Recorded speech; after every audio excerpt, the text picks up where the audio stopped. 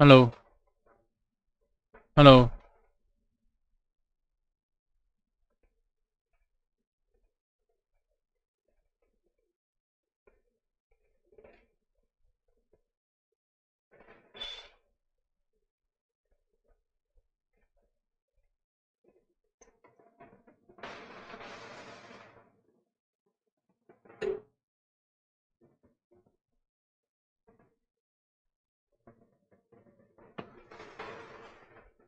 Good evening.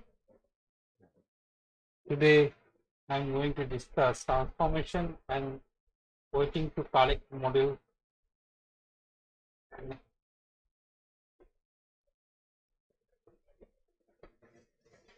So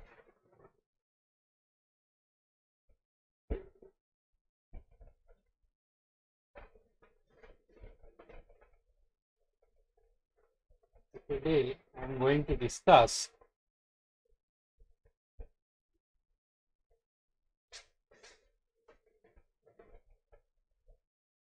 transformation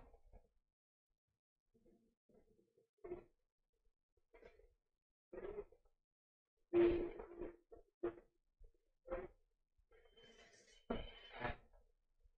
waiting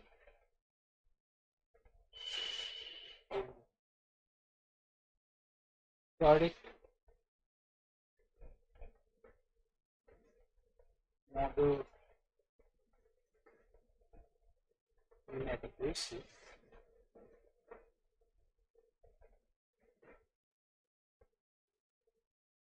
We already observed in our previous class that the graphical methods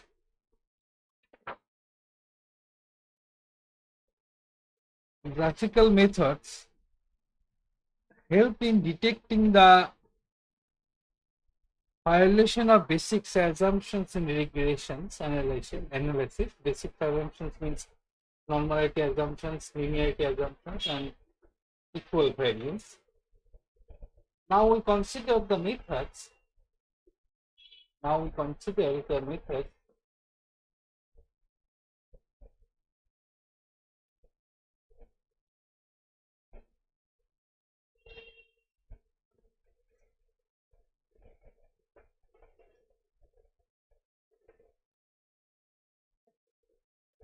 And procedures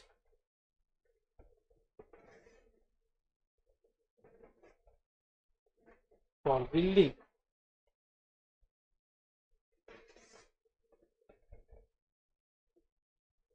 the model.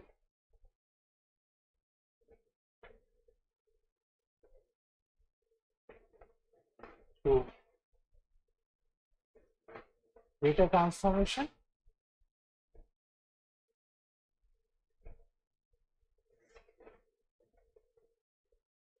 when some of the assumptions are high.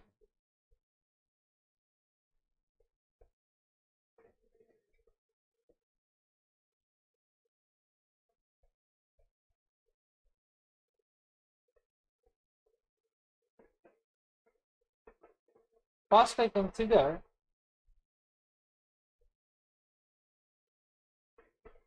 variance stabilizing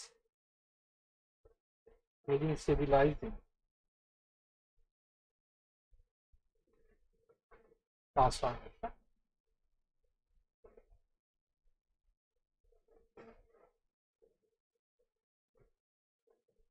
So in regression, we assume that variance of disturbance, that is epsilon I, equal to sigma square for all. Suppose we have an observation, so I from 1 to small. Suppose these assumptions is violated,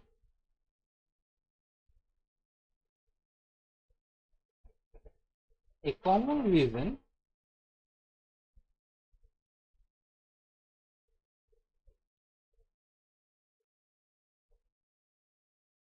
for such isolation is that study variable, the study variable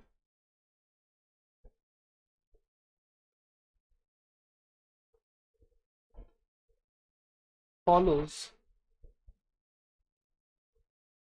probability distribution in which the variance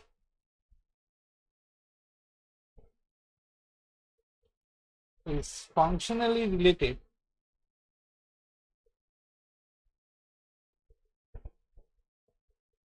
to the mean. For example,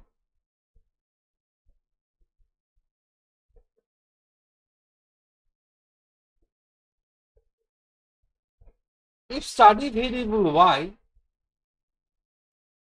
in the model is Poisson variable,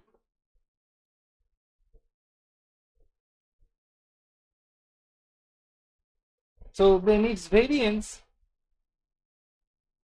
then its mean equal to variance,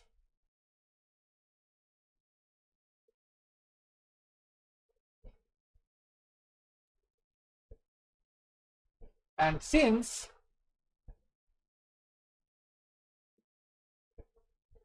mean of y is related to explanatory variable x,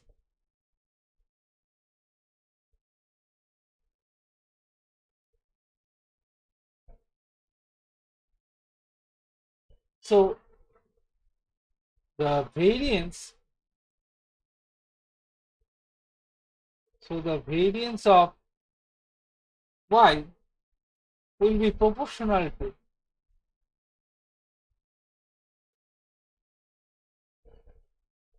x. Okay, so in that situation we need such situation or such cases, variance stabilizing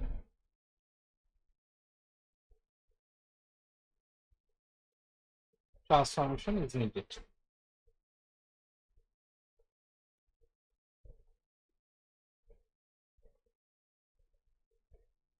Are useful. Okay. So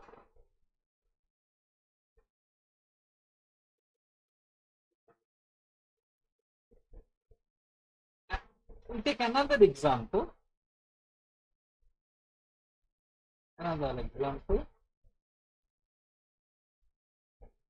Suppose if y is proportional to if y is a proportion, that is all yi lies between 0 to 1, then such cases the variance of y is proportional to expectation y into 1 minus expectation of y. So in that situation, variance stabilizing transformation is useful.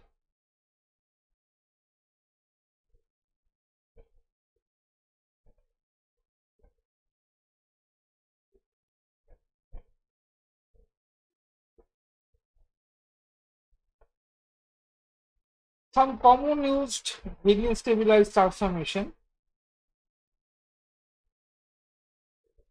in order to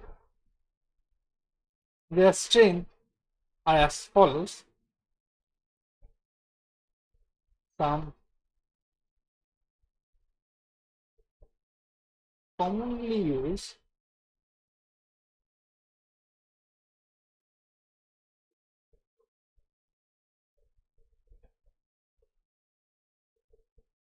variance stabilizing transformation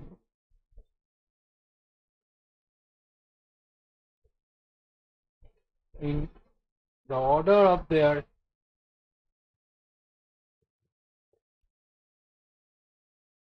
strength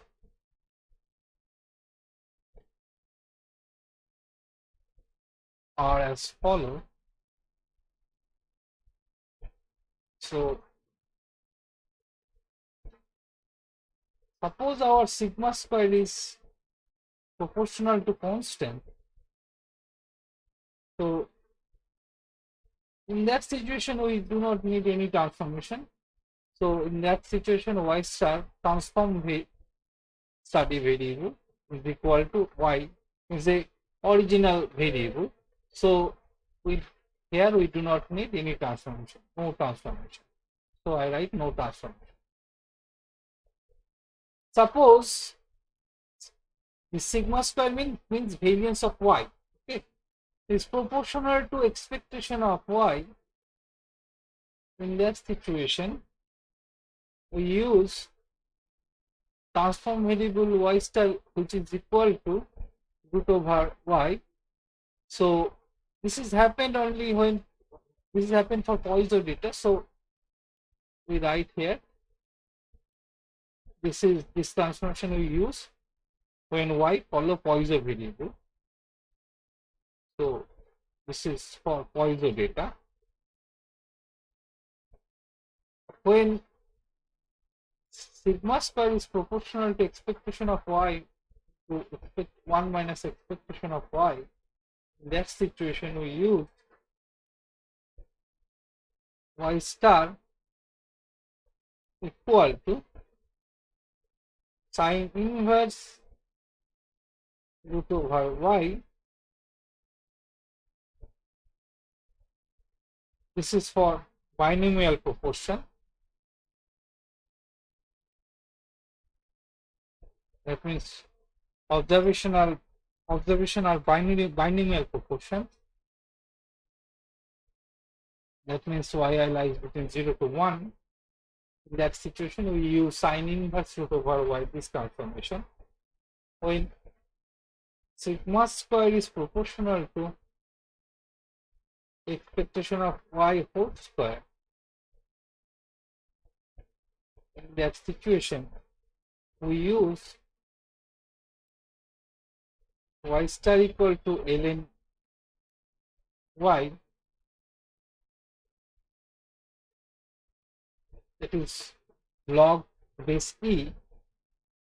Ln means log base e, and sigma square, which is proportional to, if it is proportional to expectation of y cube, then we use y star, which is equal to 1 by root over y, and if sigma square is proportional to expectation of y whole to the power 4, we use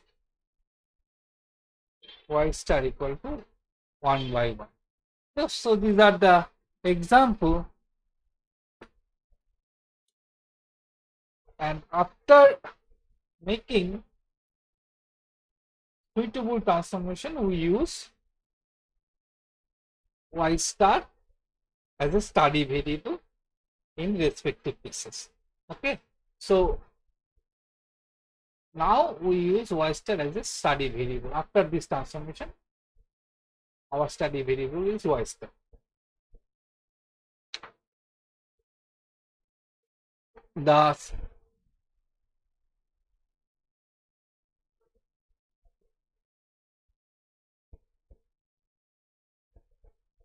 The strength of transformation depends on the strength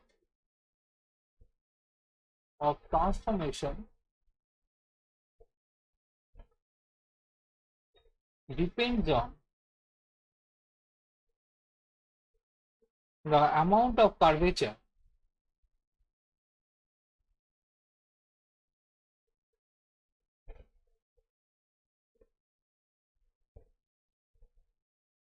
present in the curve between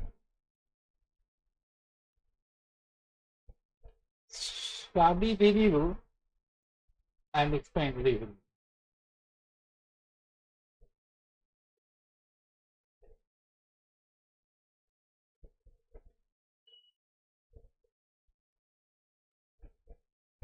The transformation mentioned here,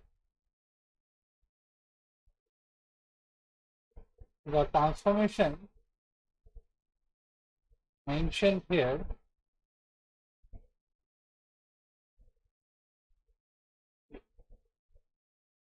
range from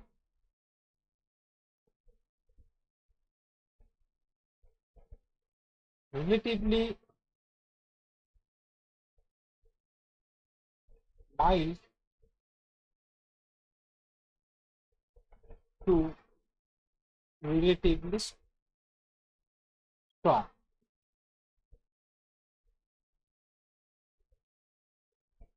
This square root transformation, which means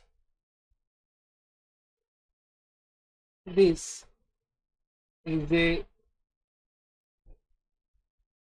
relatively mild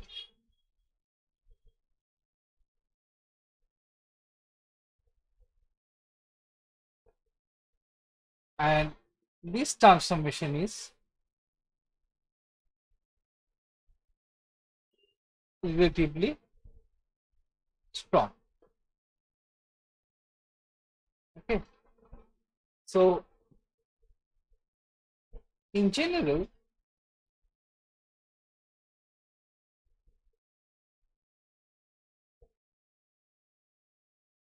a mild transformation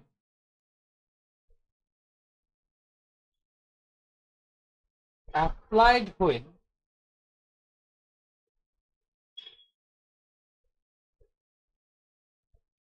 the minimum and maximum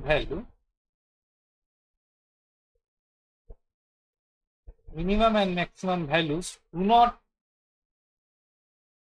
range much. Generally, we consider, for example, the ratio y max by y min should be less than 2, or you may consider 3. If this thing is happened, we use generally mild transformation. Otherwise, we use strong transformation. Okay, so and such transformation, because we observe that the such transformation has little effect on the curvature, and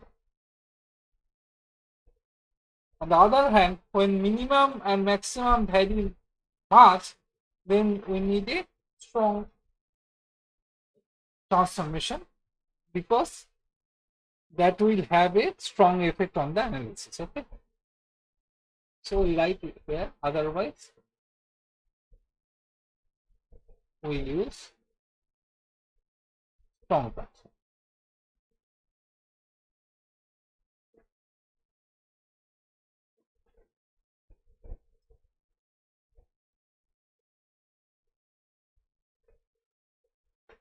Note that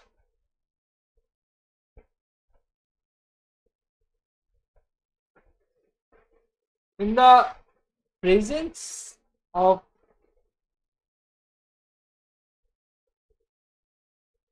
non-constant variance,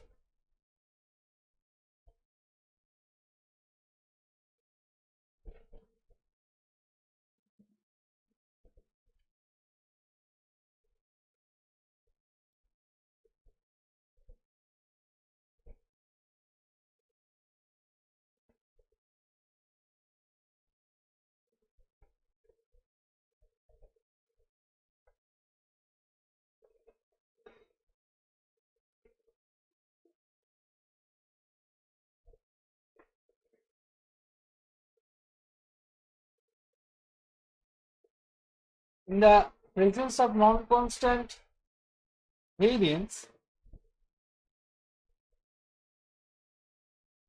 the ordinary least square estimator will remain unbiased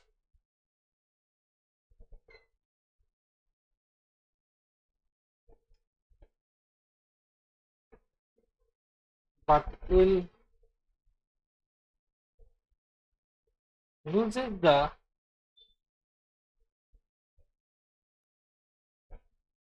minimum variance.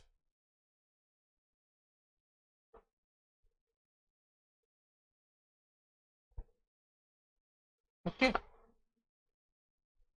minimum variance property.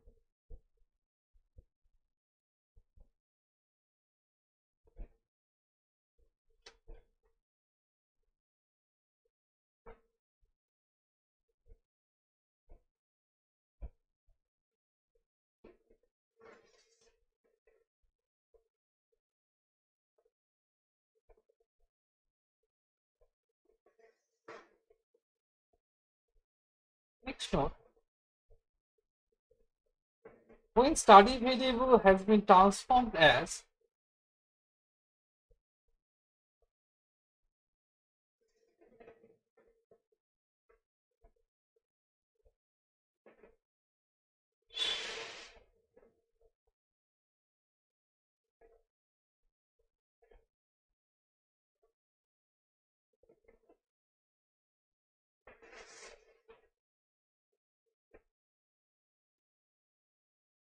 y star,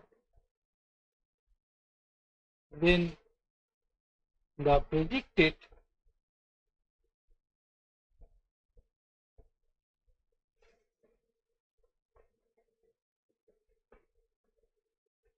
values are in the transformed scale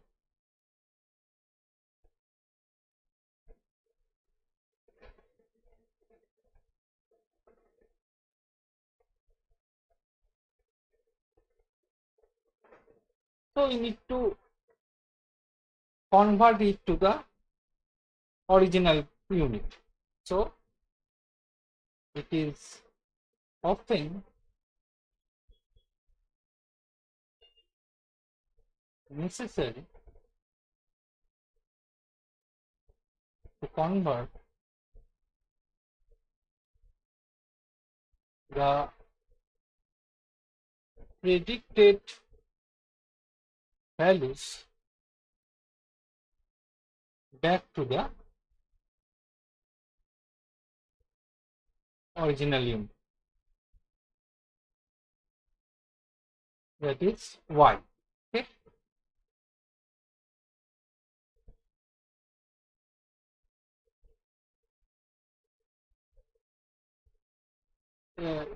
We should be careful about the fact that when inverse transformation is directly applied, when inverse transformation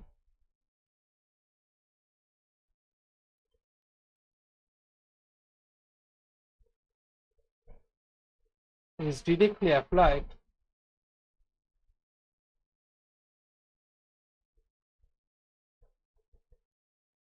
to the original value,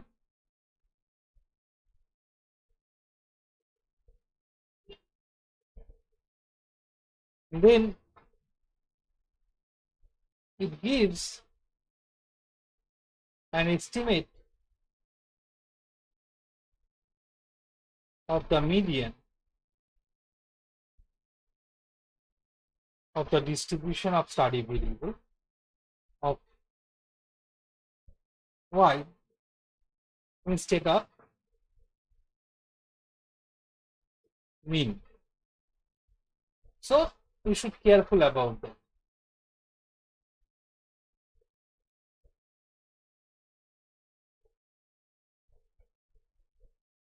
And confidence interval and prediction interval may we directly converted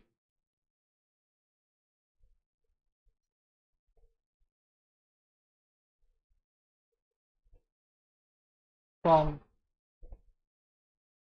one metric to another, and reason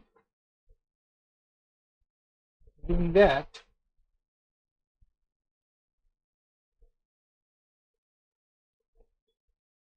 the interval estimates are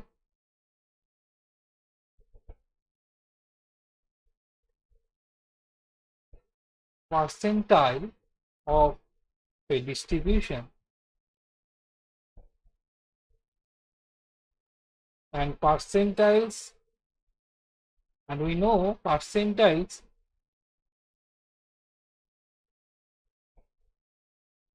are unaffected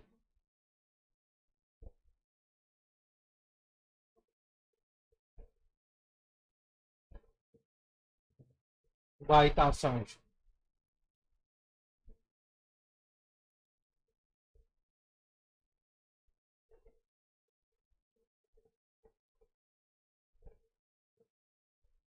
But we should note that the resulting intervals may not be a shortest possible intervals.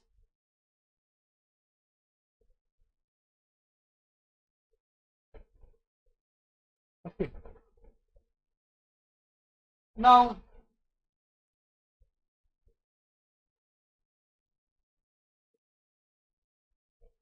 transformation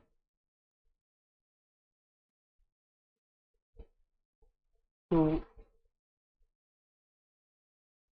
linearize the model. Suppose the basic assumptions in linear regression analysis is that the relationship between study variable and explanatory variables are linear. But these assumptions, if this assumption is violated in such cases, and this can be verified, we know this can be verified by scatter diagram or partial regression plots, lack of fit test, etc. And some situation, a nonlinear model can be linearized by using suitable transformation, and the advantage of transforming the nonlinear function into linear function is that the statistical tools are developed for case of linear regression model, and we can use this for here also. So we consider some example where this is possible.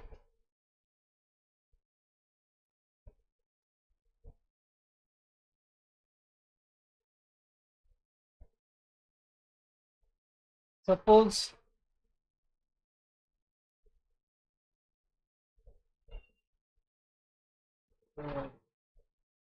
see that suppose y equal to beta naught x beta 1. So if you draw the graph, if your scatter plot look like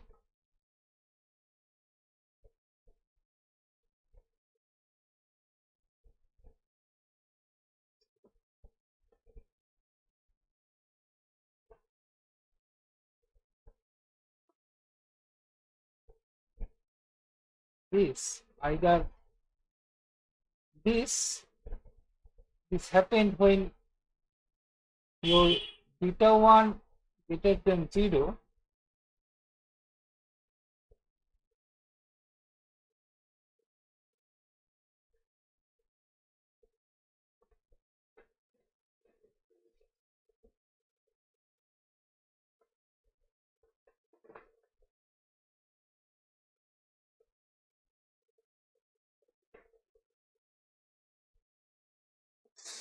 beta 1 greater than 0, then your curve look like, okay. And if your beta 1 less than 0, then your scatter plot look like. In that situation, y equal to beta naught x beta 1. And use this transformation, your y star is equal to log y equal to log beta naught beta 1 log x. And you write this as beta naught star beta 1 x star, and you can apply least square technique to estimate beta naught star beta 1, and from beta naught star you can get beta naught, because beta naught star is nothing but a log beta naught, and you can find y hat. Okay, so and another situation, if your scatter plot look like this,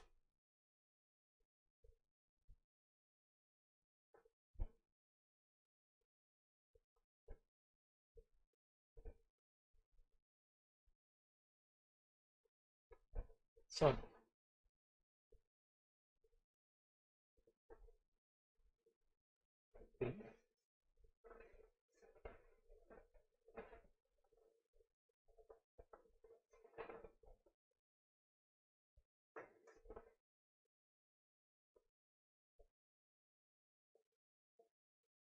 okay.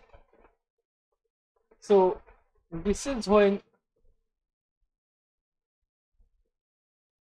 where your model is. One thing you remember here, beta naught should be greater than 0, beta 1 greater than 0, x here greater than 0, and here beta 2 x beta 1 and beta 2 greater than 0, x greater than 0, and beta 1 less than 0. And you see that when beta 1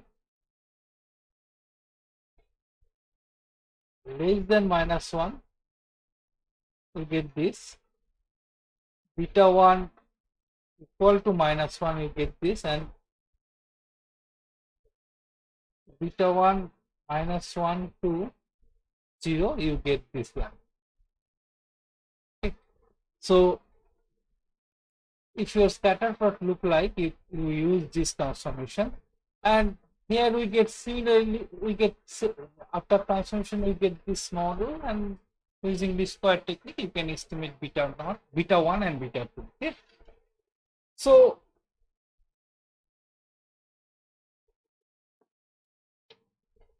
another form of transformation,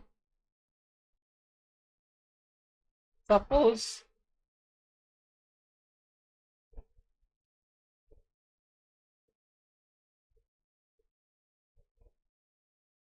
your scatter plot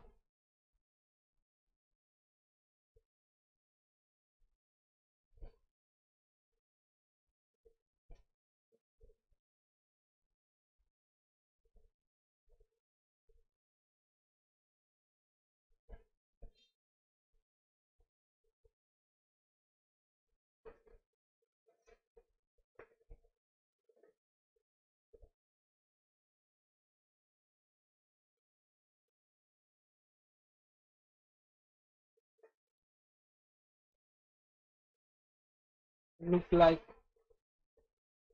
this. So this is your beta naught 1 by beta 1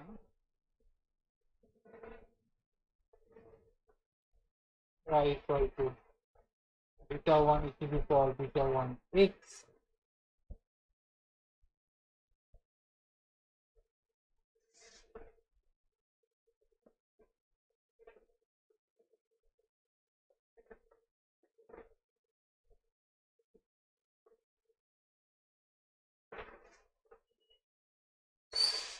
So here your beta 1 greater than 0 and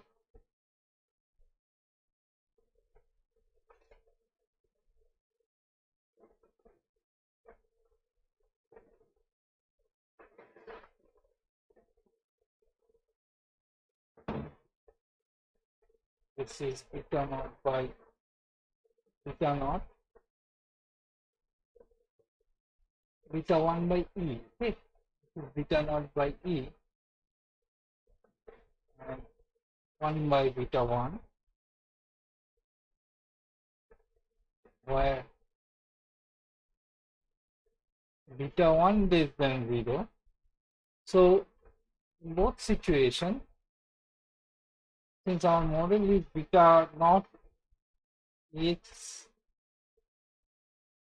beta 1 x, then taking log both sides, we get log beta naught plus beta 1 x. Again, we see that this is a linear model, and you can use this square taking technique and find beta naught beta 1, estimate of beta naught beta 1. Okay. Again, suppose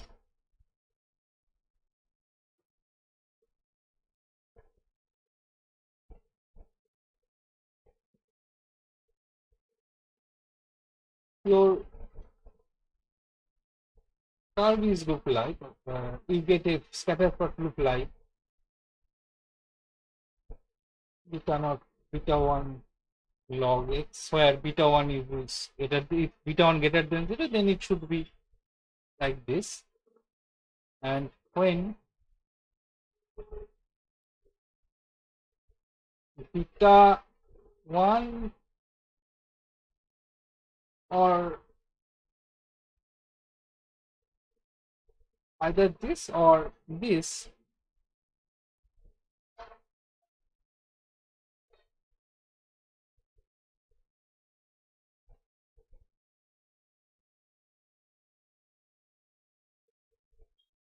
so in both cases we use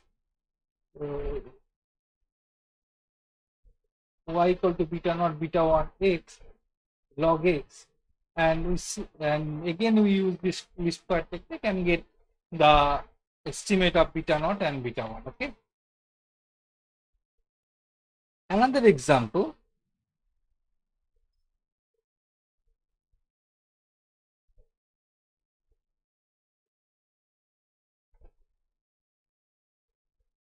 suppose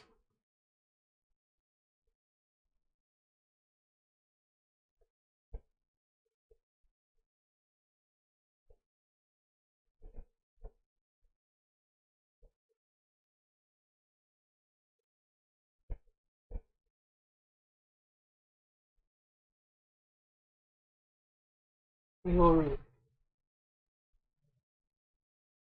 scatter plot is look like that situation. We use this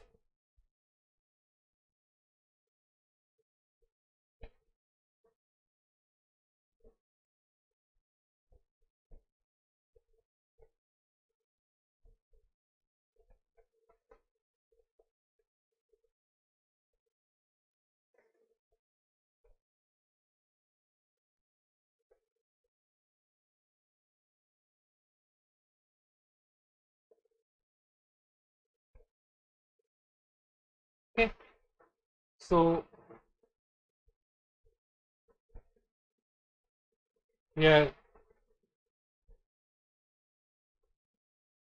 this is beta 1 greater than 0, here beta 1 less than 0. Okay. So here y equal to x beta naught x minus beta 1, here beta 1 less than 0. So in both cases, if your scatter plot look like in that situation, we consider this, and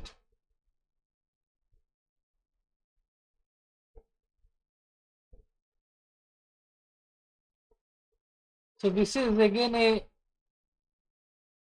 we can write this model as y star beta naught plus beta 1 x star, where x star is minus 1 by x and y star equal to 1 by y, and use this square technique and get the estimate of beta 1, beta naught, beta 1.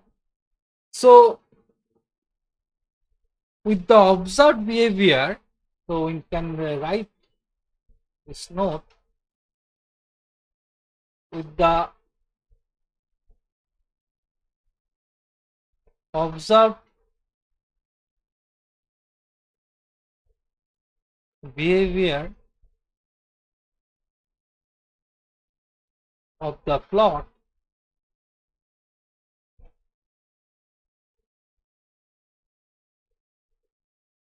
one can choose any such curve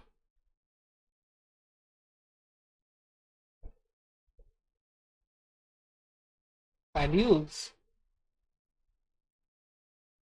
the linearized form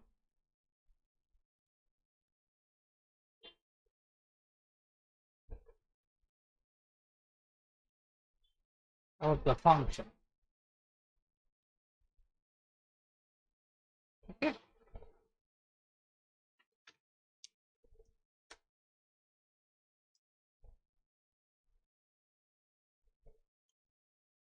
With when such transformation are used,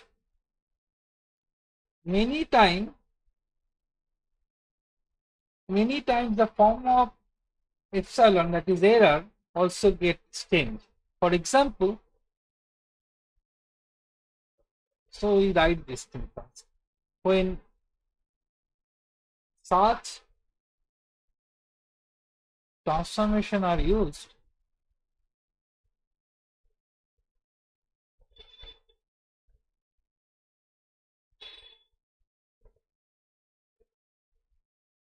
many times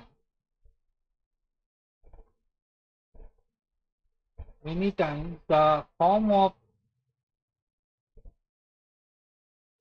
epsilon also gets changed. For example,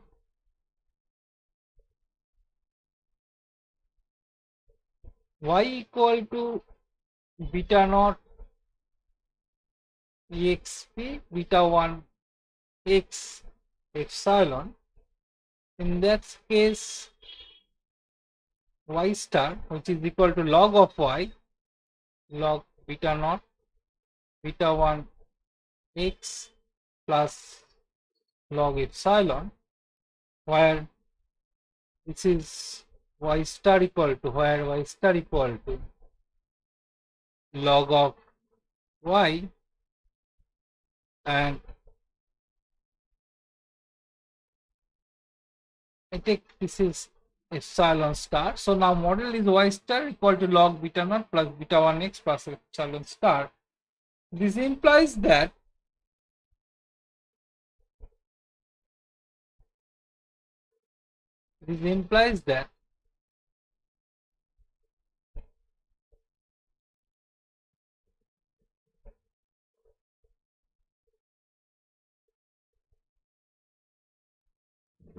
the multiplicative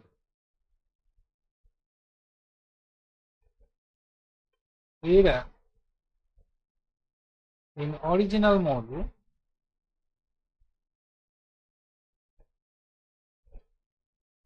is log normally distributed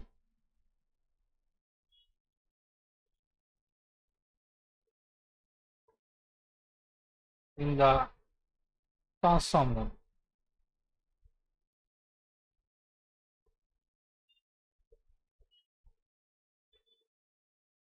Many times we ignore this aspect and continue to assume that the random error still normally distributed, which is dangerous. So In such cases, the residual from the transformed module should be checked for the validity of assumption. Okay. So when such transformation are used,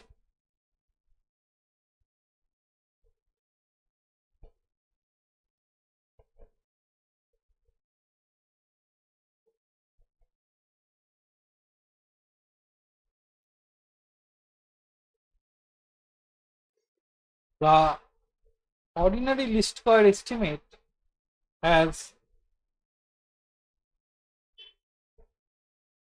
the desired property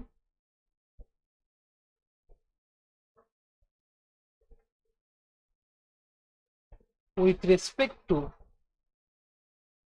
the transform data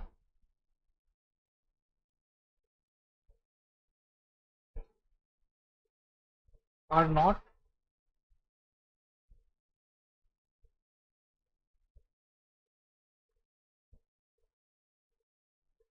with respect to the transform data and not the original data.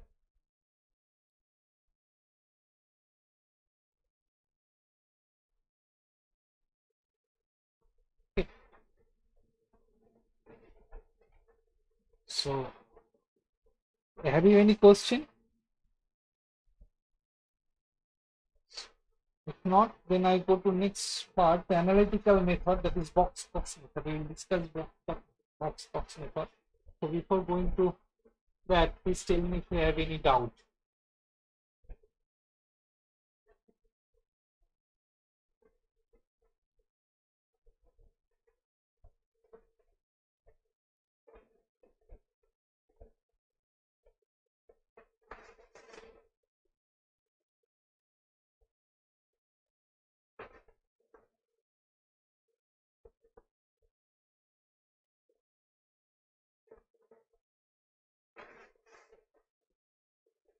Okay.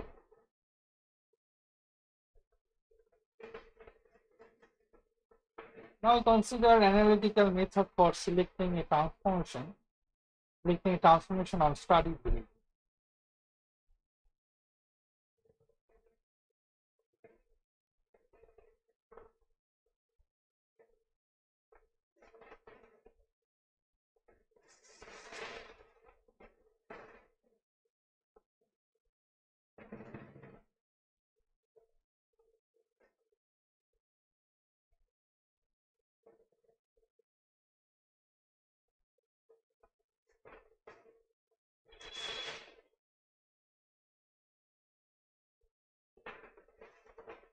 First, I consider box.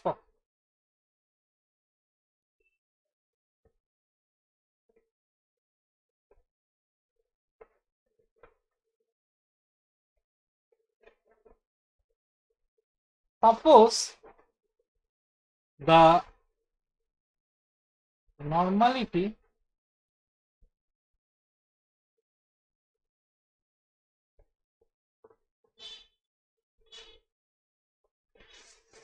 and or constant variance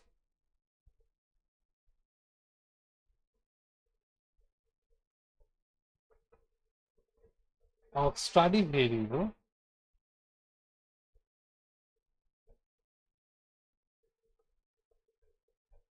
y can be corrected through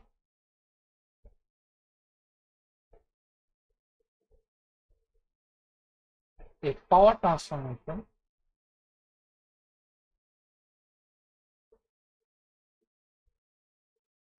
on y. Actually, I mean to say, suppose your normality or constant variance assumptions are not satisfied, then we use power transformation, and this means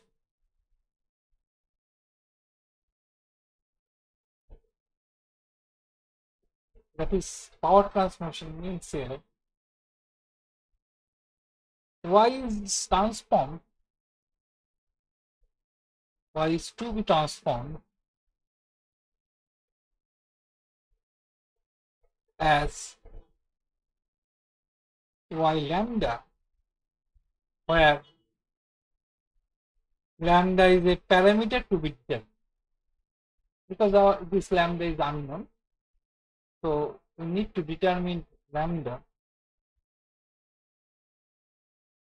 So I write lambda is the parameter to be determined.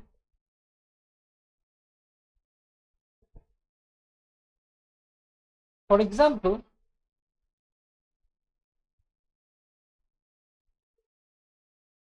if lambda equal to 0.5, then the transformation is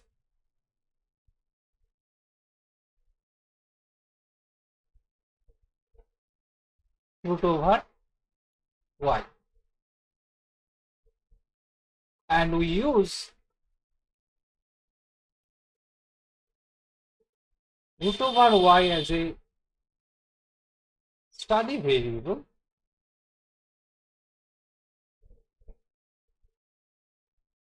in case of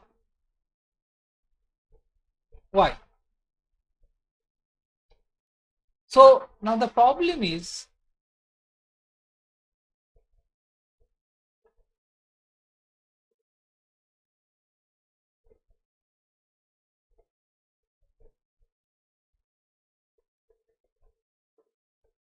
to estimate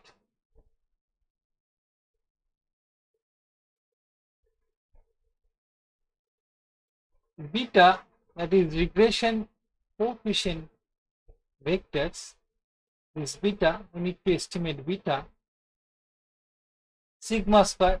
We know this is from linear model. Even if normality and constant variance assumption satisfied, even then we need to estimate beta sigma square, and additional is that is lambda. So now the problem is to estimate beta sigma square lambda, and the box method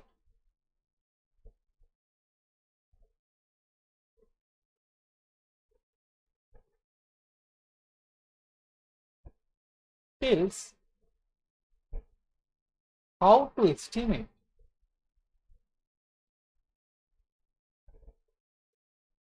simultaneously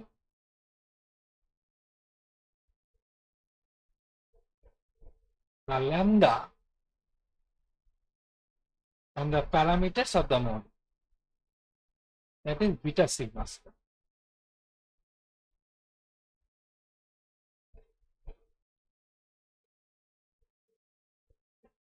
And here we use likelihood, maximum likelihood method. So we write parameters of the model using method of maximum.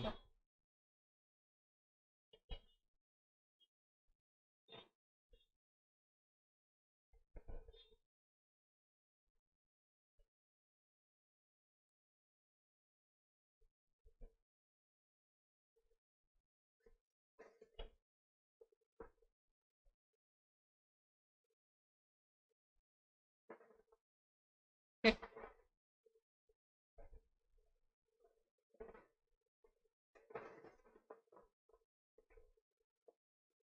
So we observe that as lambda tending to 0, then y lambda is tending to 1. So there is a problem at lambda equal to 0, because this makes all the observations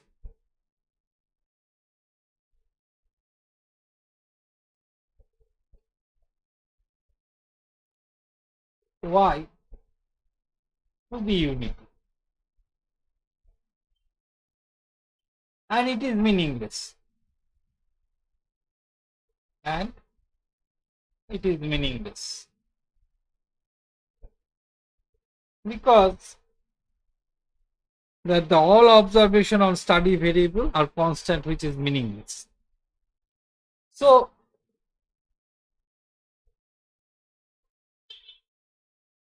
there is a discontinuity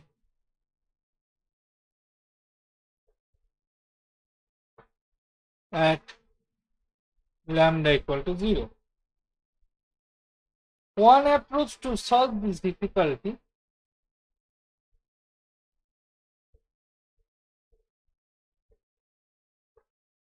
to solve this difficulty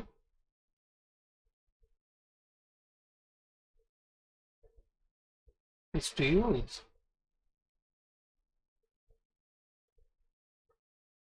y lambda minus 1 by lambda as a study variable. But as a study variable. And note that as lambda tending to 0, this y lambda minus 1 by lambda is tending to ln y. So a possible solution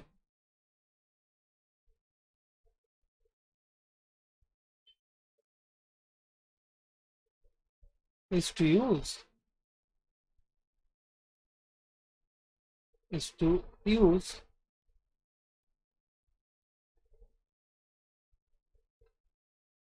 the transform study variable is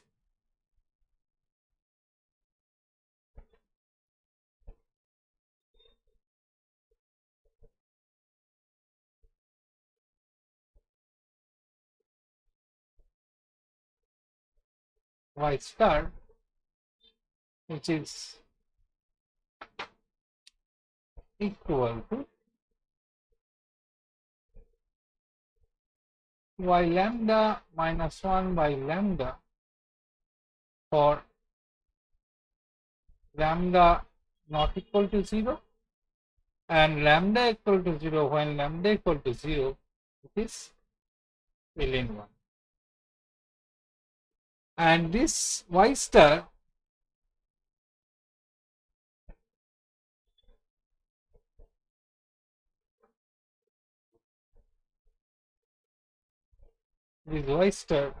is continuous.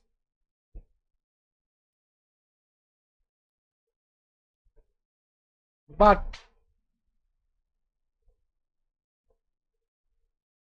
as lambda changes, the value of y star change dramatically.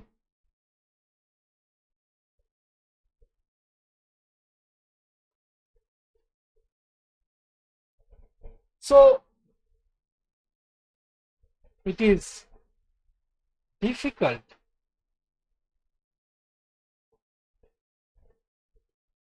to obtain the best value of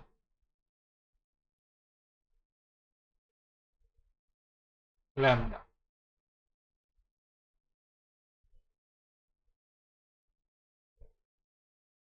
So it is preferable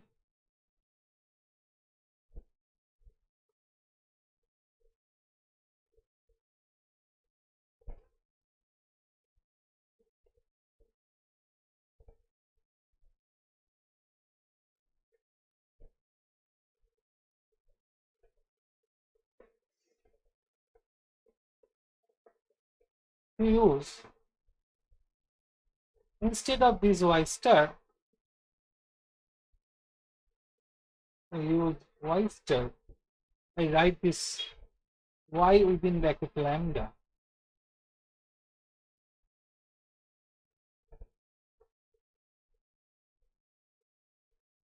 which is equal to y lambda minus 1 by lambda for lambda not equal to 0 y into y star lambda minus 1. That is, instead of lambda, we use lambda into y star to the power lambda minus 1. And instead of ln y, we use y star ln y for lambda equal to 0, where y star is geometric mean of observations. That is I from 1 to n, product of I from 1 to n, yi whole to the power 1 by n. Okay.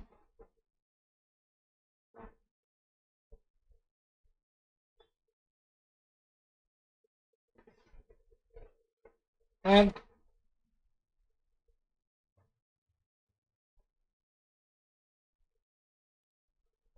now we consider this as a new variable. I denote this by capital V. So now the model is V equal to x beta plus epsilon.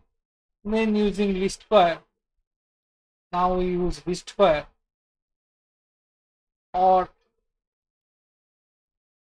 maximum likelihood method.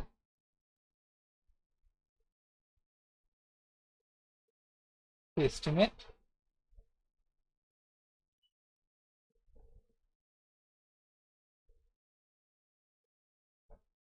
beta. Okay. And the quantity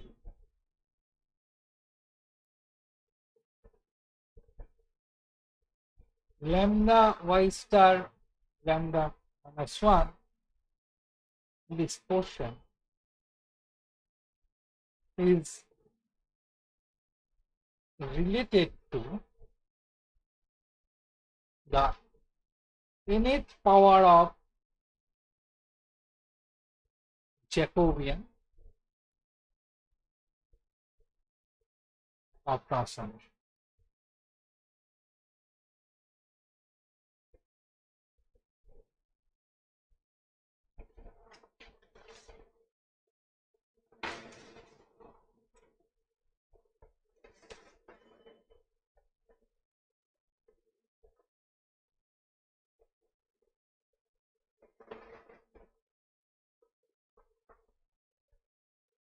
So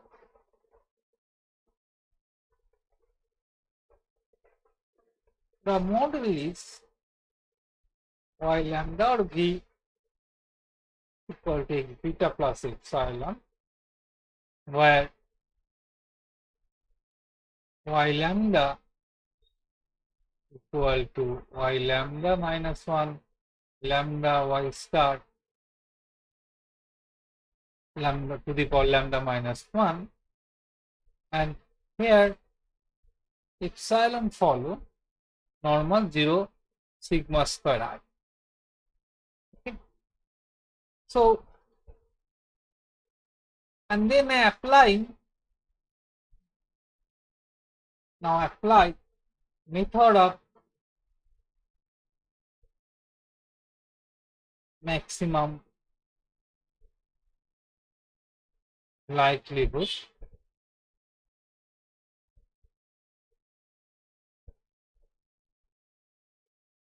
estimation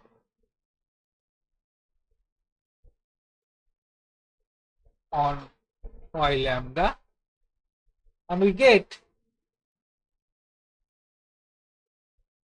beta hat, which is a function of lambda. Actually, I mean to say, I apply maximum likelihood method of estimation. We apply maximum likelihood method of estimation for given lambda. Okay, for a given lambda. So beta should be a beta estimate of beta should be a function of lambda, and this is equal to x prime x inverse x prime y lambda,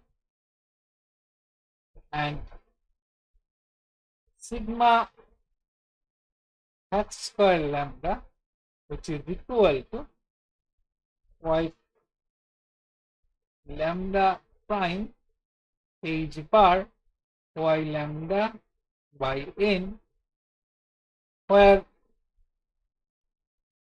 h bar is equal to I minus projection matrix on error space x prime x inverse x prime. Okay, so this is for given lambda. So we mentioned this for a given value of lambda. Okay,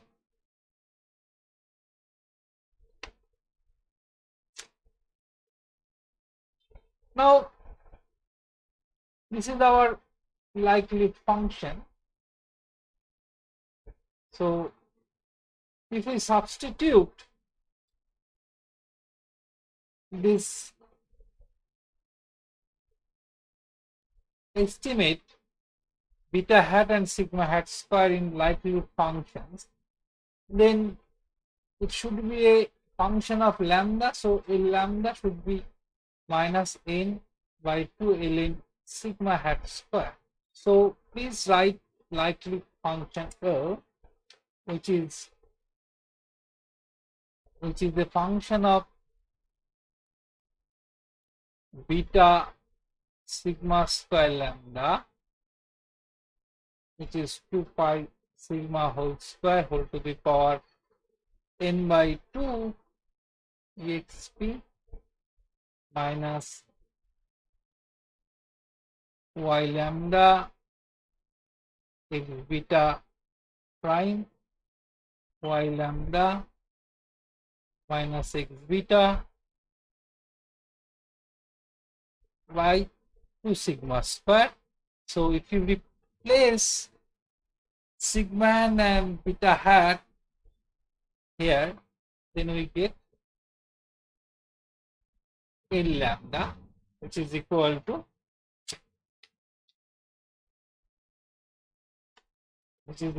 minus n by 2 ln sigma hat square, and sigma hat square is nothing but a, we know this is the SS due to residual, but it should be a function of lambda.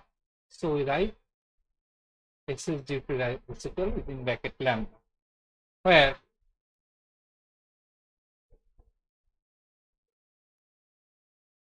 SS due to residual within bracket lambda is the sum of squares due to residual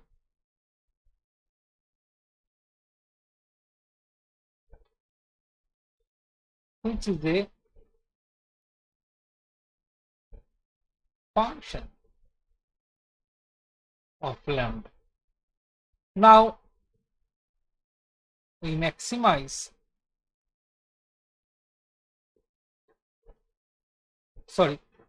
now we maximize L lambda with respect to lambda, but it is difficult to obtain any closed form of the estimator of lambda. So it is difficult to obtain any closed form of estimator of lambda. So we maximize it numerically.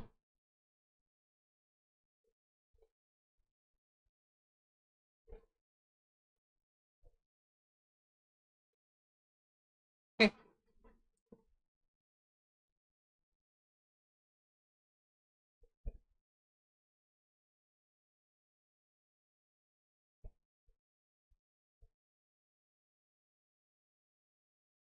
The function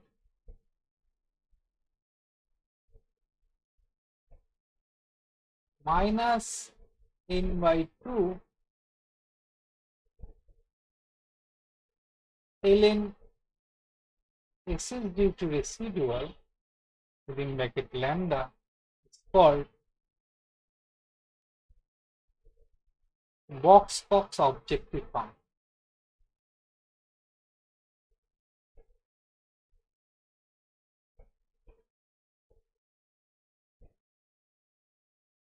Let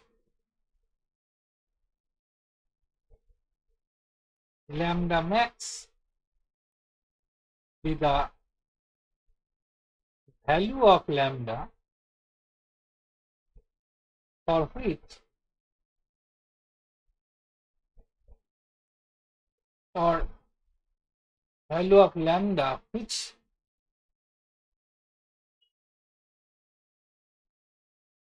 minimizes the box-Cox function.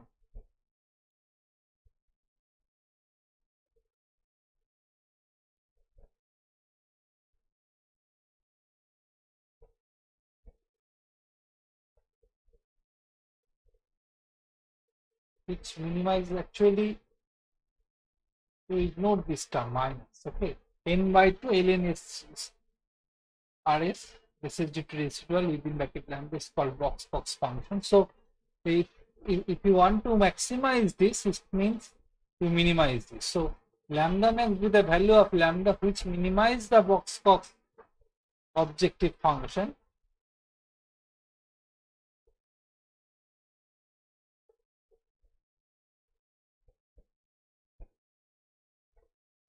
then under fairly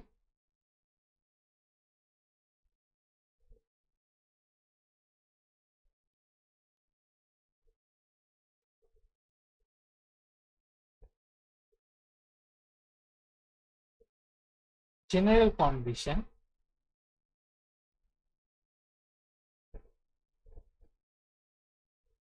for any other lambda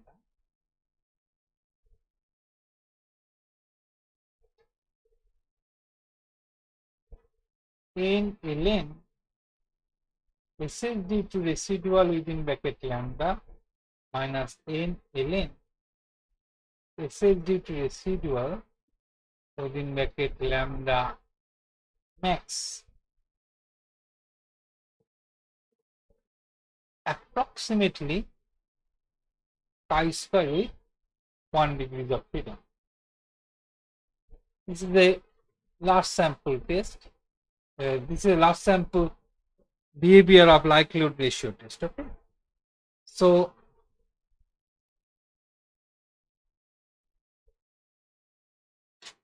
since under regularity condition,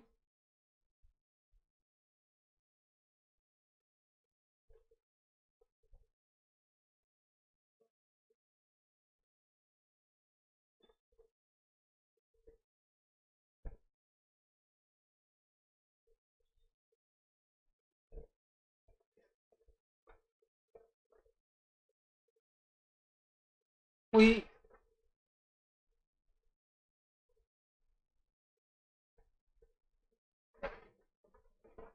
okay, this is due to some under some certain regularity condition. This thing is happening. Okay? So for any lambda, this is approximately chi-square with 1 degree of freedom under certain regularity condition. Okay. So now we're talking about, we're going to discuss computational procedure. So these are the theoretical part, but how to find this lambda? So we follow these steps. So we're going to discuss computational procedure. So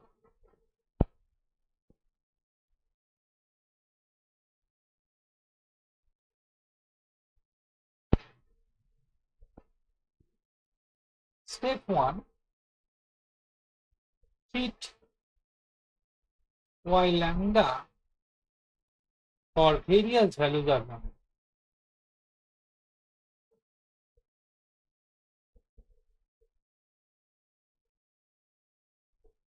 For example,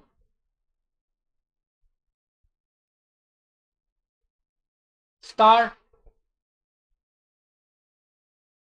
with values in -1 to 1, then take the values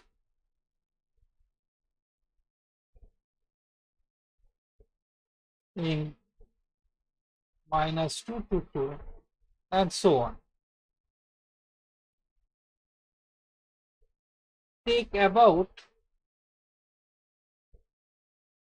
15 to 20 values of lambda which are expected to be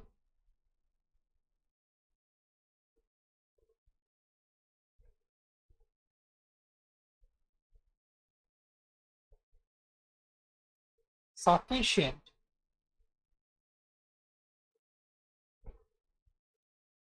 for the estimation of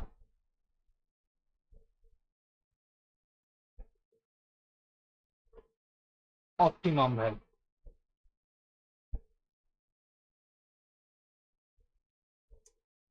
Now plot, this is step 1, step 2, then plot SS due to residual versus lambda. Then find the value of lambda which minimizes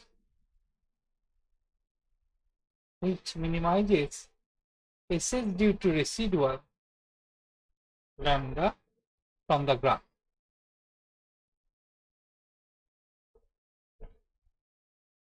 Now the second iteration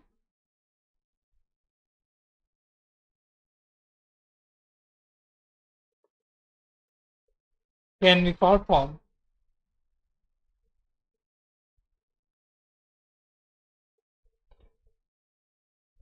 using a finer mesh of values of desired.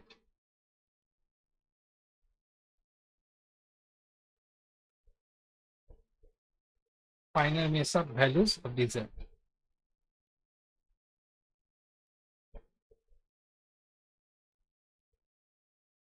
Note that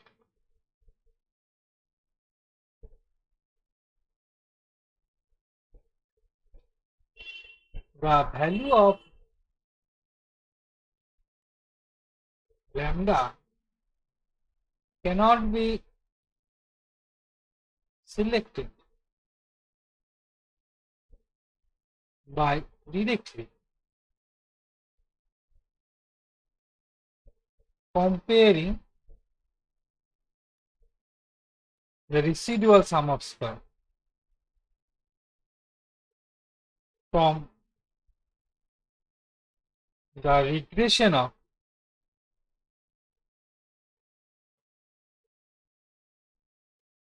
y to the power lambda on x, because for each lambda the residual sum of square is measured on a different scale.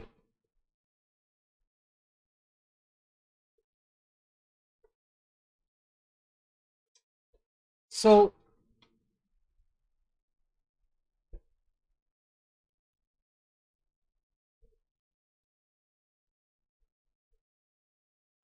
it is better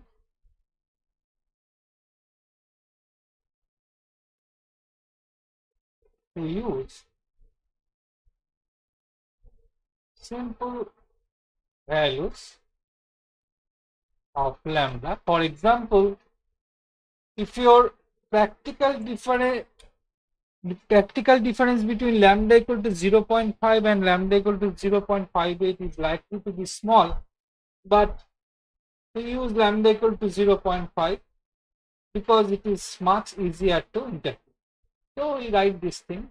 For example,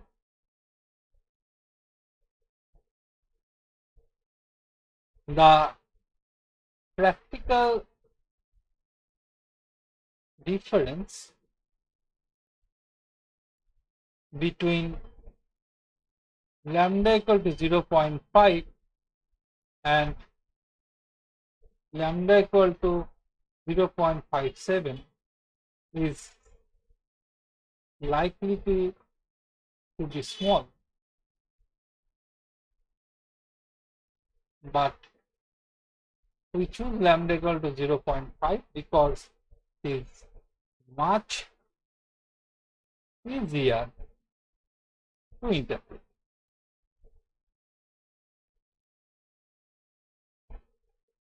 So once lambda is selected, then use y lambda as a study variable if lambda not equal to 0, and use ln y as a study variable if lambda equal to 0.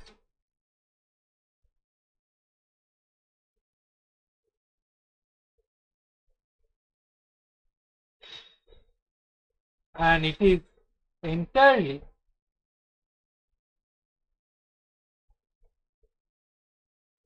accepted to use y lambda as response for final one.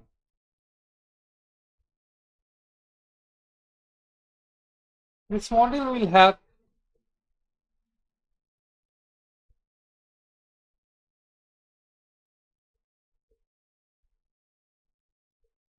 a scale difference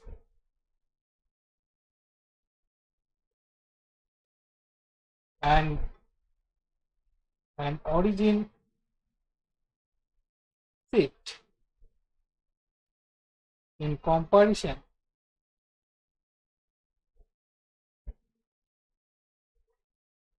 to model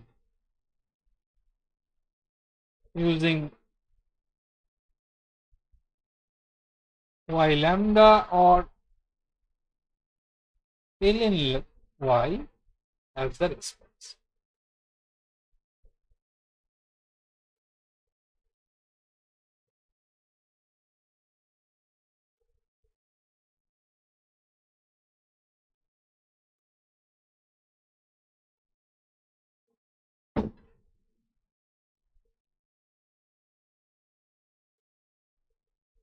An approximate confidence interval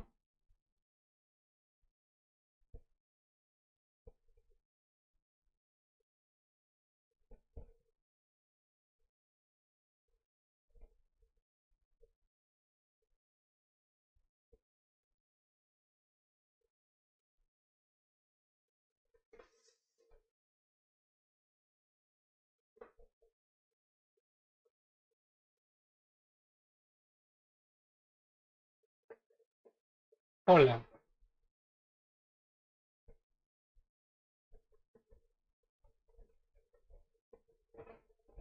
So we can find an approximate confidence interval for transformation parameter lambda. These intervals, basically these intervals, helps us in selecting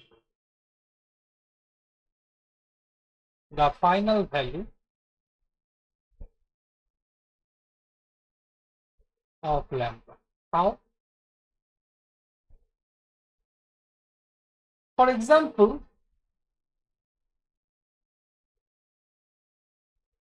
if lambda hat equal to 0.58 is the value of lambda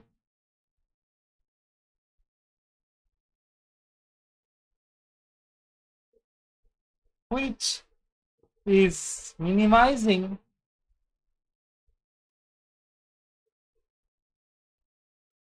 the sum of square due to residual,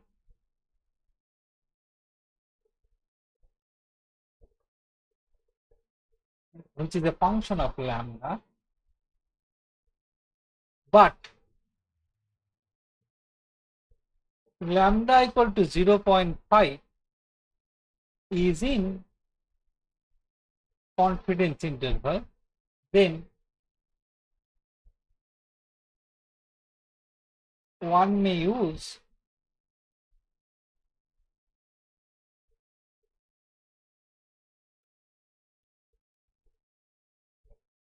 the square root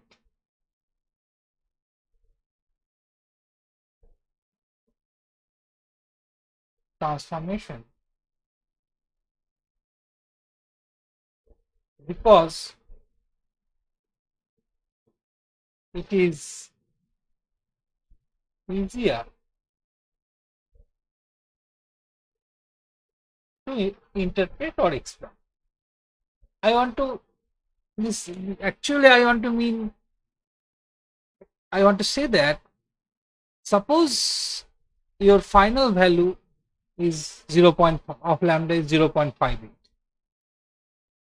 and you see that in your confidence interval 0.5 lies in the confidence interval, so you can take 0.5 instead of 0.58, because if you take lambda equal to 0.5, then it means it's a square root transformation, and you can explain this easily instead of if you choose 0.58. Okay, so this is the beauty of this confidence interval. Okay, so again, if lambda equal to 1 is in your confidence interval, then we can conclude that there is no transformation is needed. So if you have a confidence interval, then you can easily check whether if lambda equal to 1 in that interval, if it is in that interval, you can say you do not need any transformation. Okay, if 1 is not in that interval, then you can see whether any simple value like 0.5 0.5 lies in that interval. If 0.5 lies in that interval, you can select 0.5 instead of 0.58. Okay, because you can easily explain this when lambda equal to 0.5. So I need to write this thing also. Furthermore,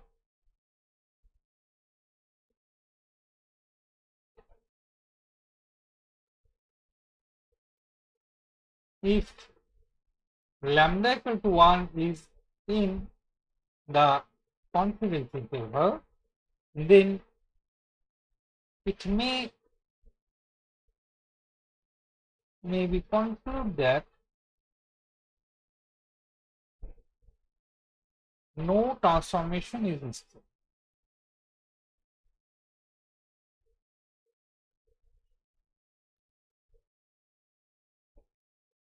Now the problem is how to construct this confidence interval. So this is your L lambda, which I already defined,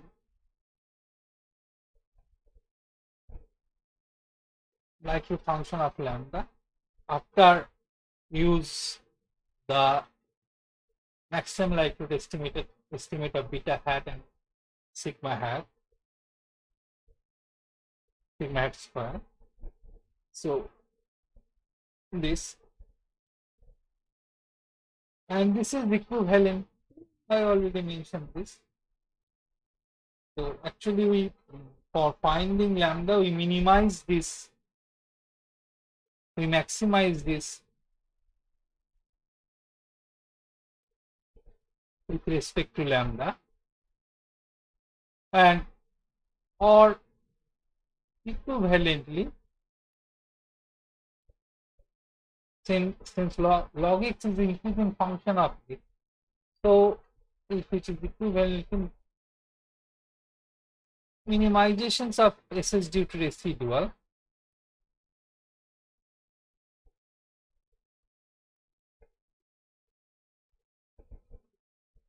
with respect to lambda. And 100 into 1 minus alpha % confidence interval for lambda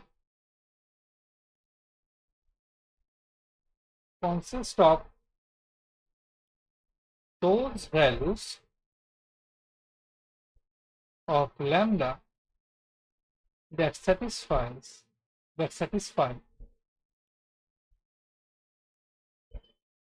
a lambda hat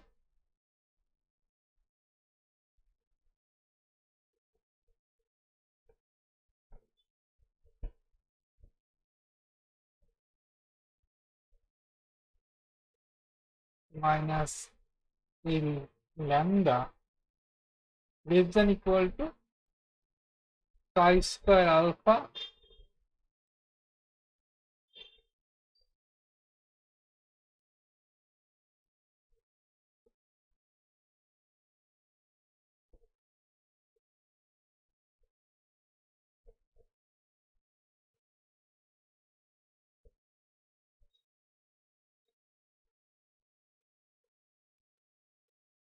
chi square. This is the chi square 1 is the upper alpha percentile point of chi-square distribution with 1 degree of freedom. Okay. So the approach is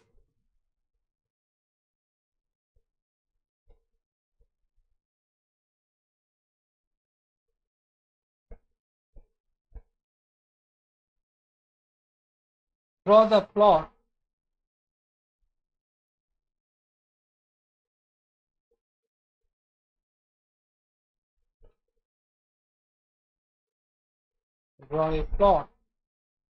of L lambda versus lambda. Next, draw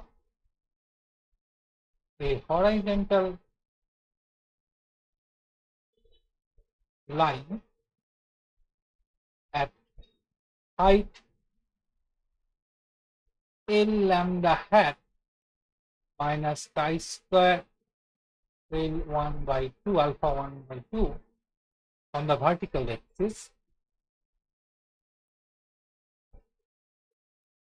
Draw horizontal line at height this on the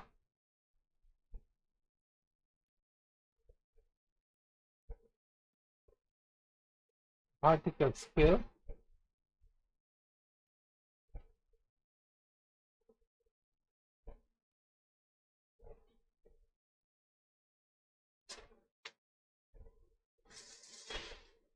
And this line would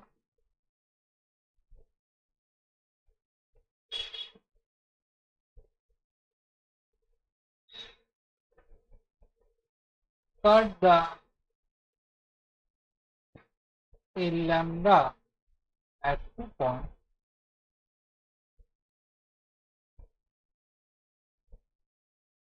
then the location of these 2 points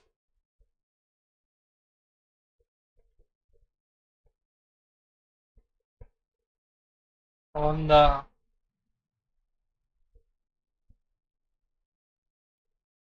lambda axis defines the two endpoints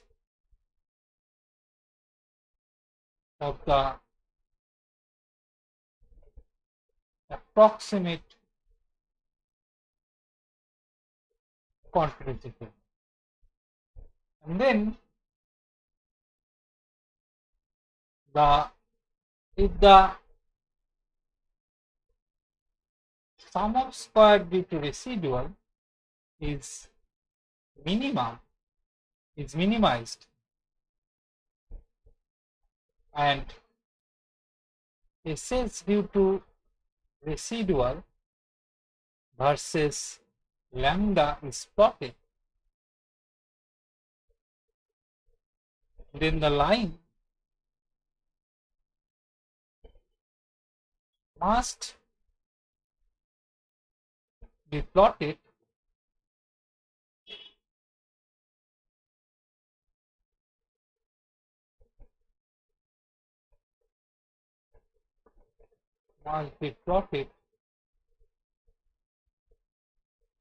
at the straight line, plotted at the height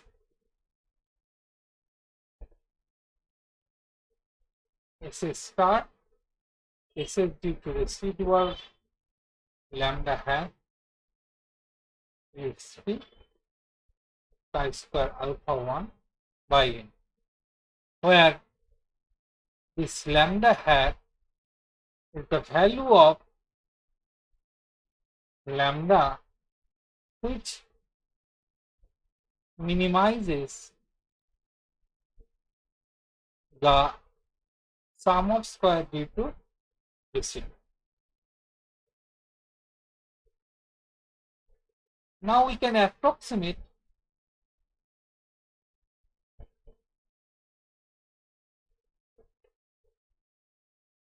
and replace exp chi square alpha 1 degrees of freedom by n by this.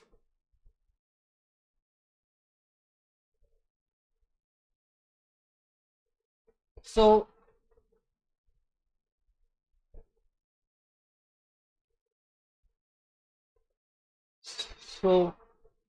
in place of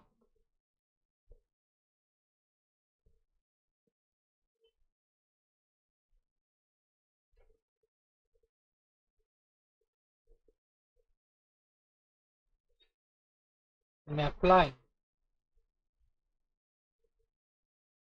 the confidence interval,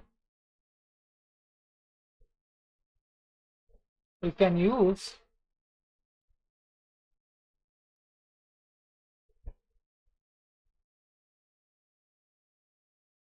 one plus z alpha by 2 square gamma. This is the z alpha by 2 is a alpha by 2, upper alpha by 2 percentile of standard normal distribution, or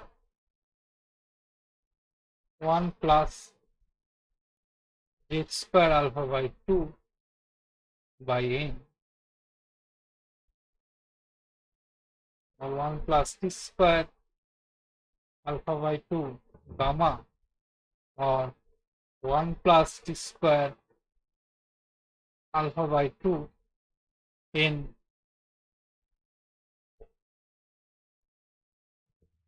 T square alpha by 2 is a alpha t alpha by 2 is a upper alpha by 2 percentile of t distribution with 1 degree of freedom. T distribution with 1 degree of freedom. Okay, upper alpha by 2 percentile of t distribution with 1 degree of freedom, and or you can use chi square alpha by 2 gamma,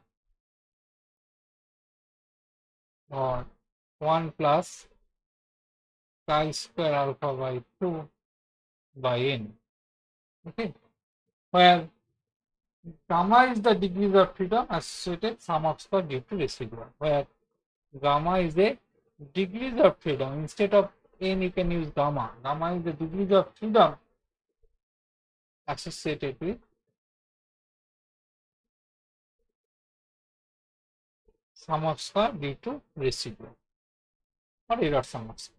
Okay.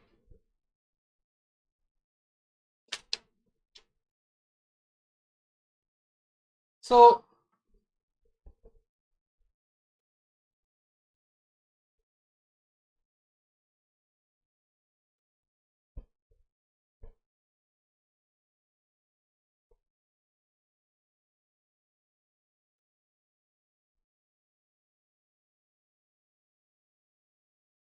these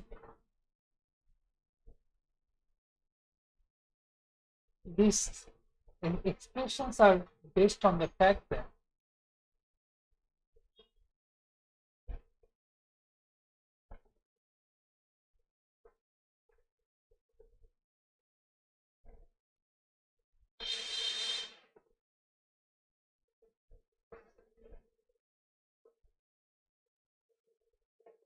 I square 1 is approximately equal to z square. That is, z is a standard normal variate, and this is approximately equal to p square gamma if gamma is very small.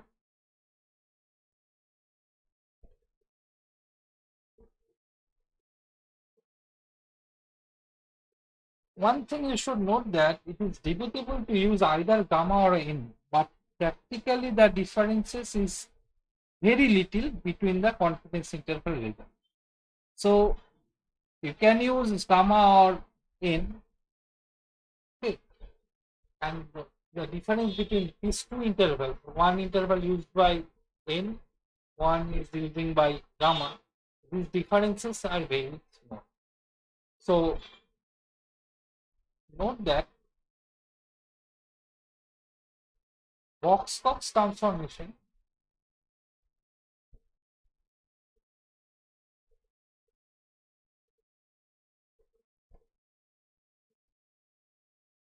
was originally introduced to reduce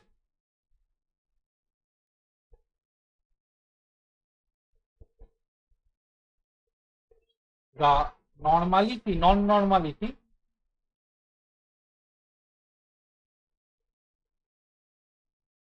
introduced to reduce non-normality in the data. It also helps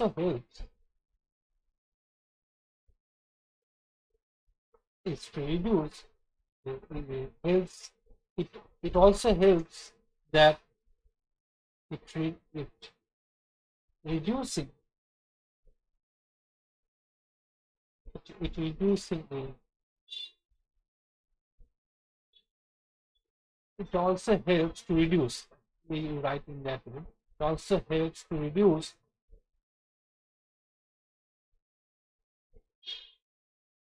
the non-linearity, also helps to reduce the non-linearity. The approach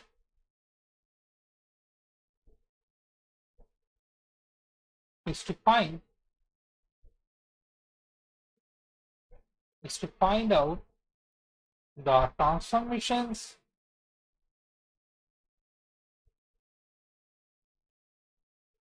which attempt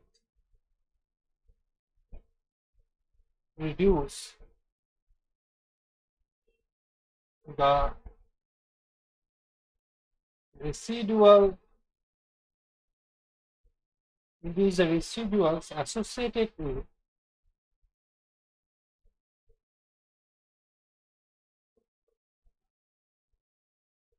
outliers, and also reduce the problem of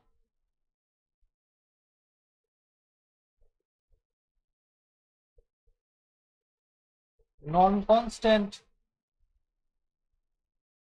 error variance if there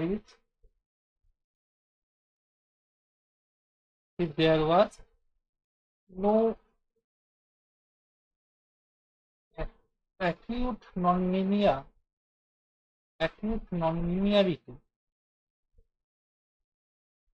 to begin with. So we can also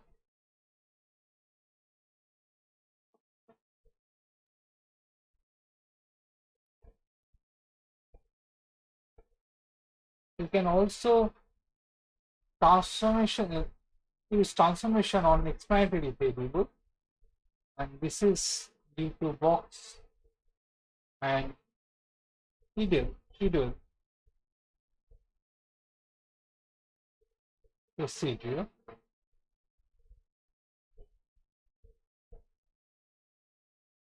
This is transformation on explanatory variable,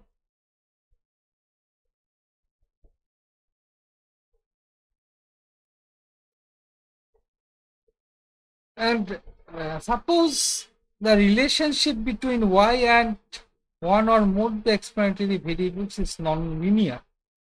Other usual assumptions like normality and independently distributed study variable with constant variance are at least approximately satisfied. Then in that situation we use this, and we want to select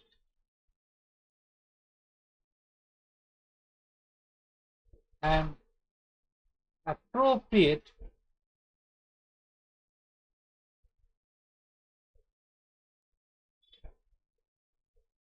transformation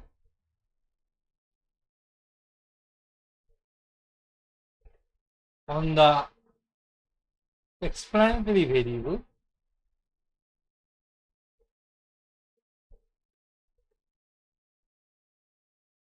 so that the relationship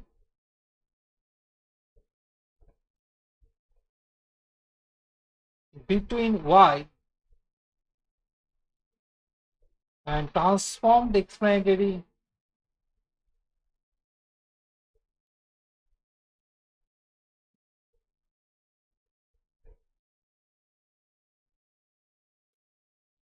variable is simple as possible.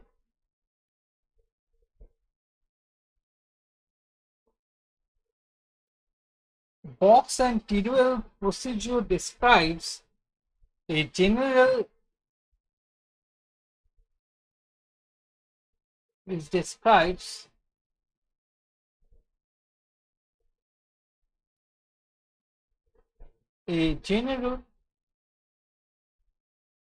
analytical procedure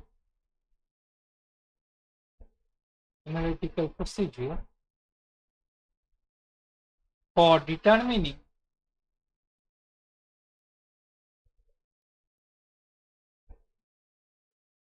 the form of transformation on X.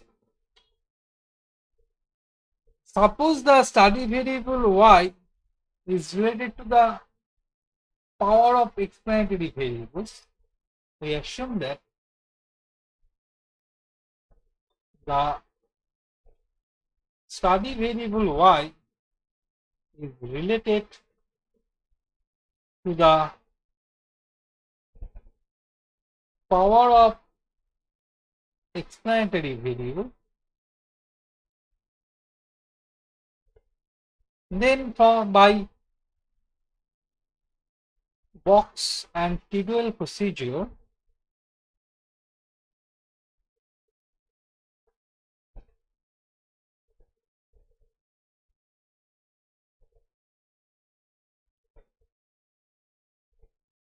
for explanatory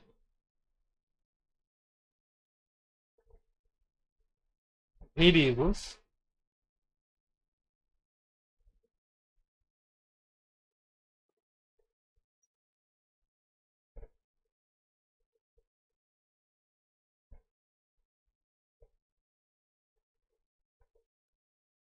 Zij, the new explanatory variable, which is equal to xij to the power aj minus 1 by is alpha j. Okay, alpha j by alpha j, where alpha j not equal to 0 and I from 1 to n, j from 1 to k, and ln xij, where it's the same as box transform, like box transformation. Okay, so the problem is to estimate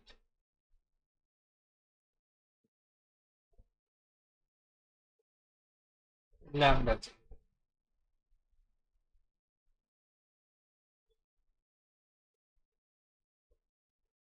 Note that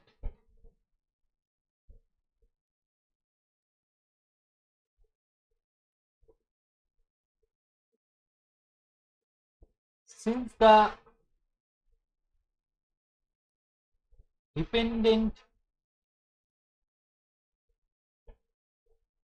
variable is not being transformed,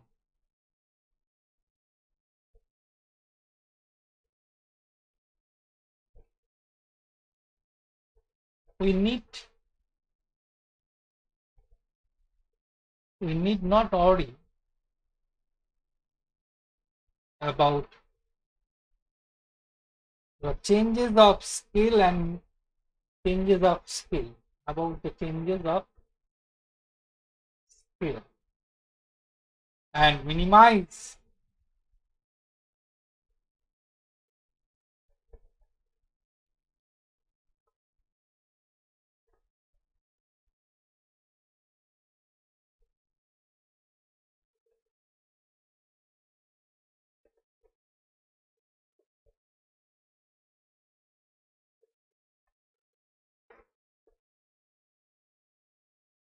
by using nonlinear least square technique.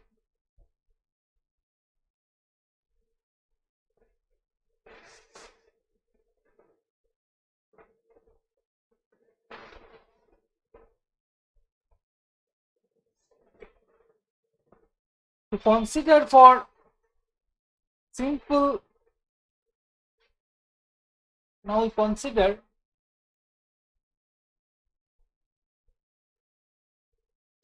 this for simple linear regression model instead of non-linear regression model, and you can generalize this same simple linear regression model. Simple linear regression model means there are one explanatory variable.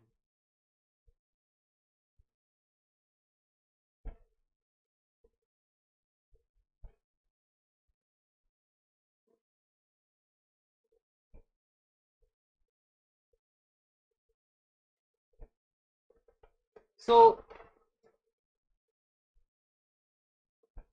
assume that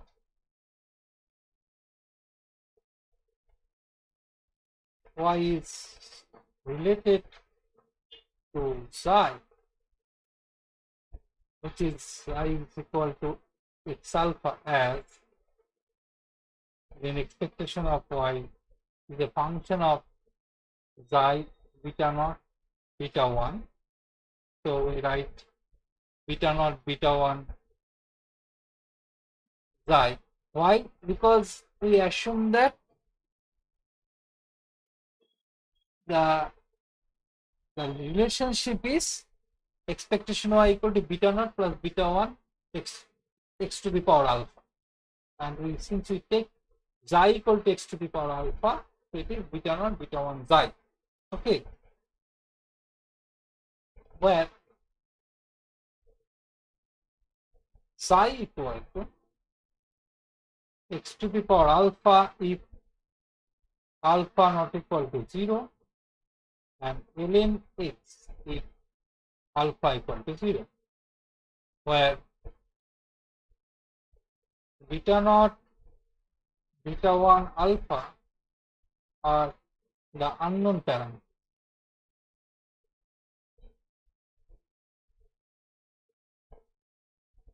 And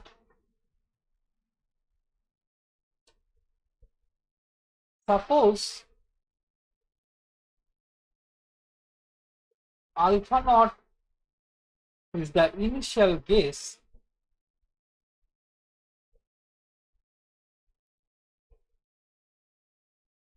of alpha. Usually we take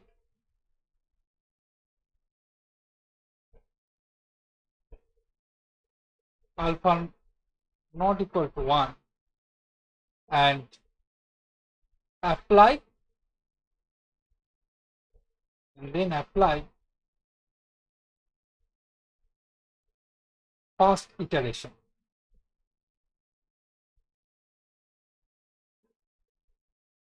From Taylor series expansion,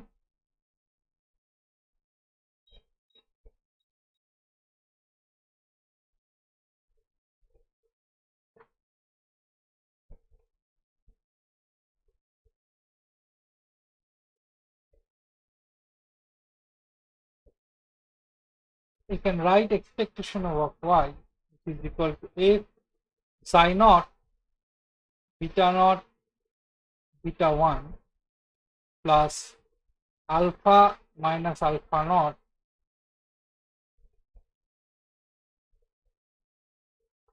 partial derivative with respect to psi beta naught f psi beta naught beta 1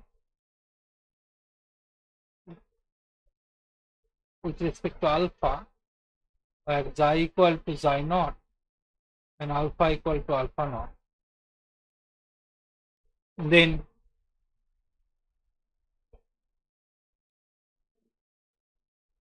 and suppose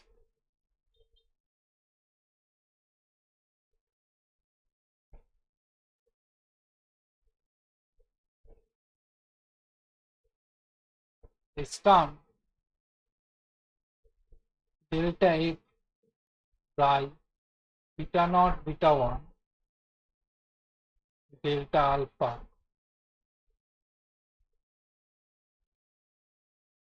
is known,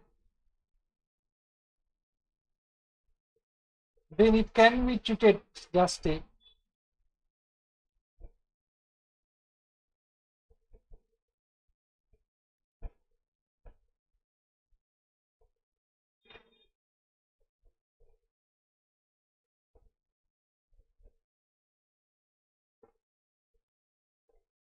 just like an additional explanatory variable.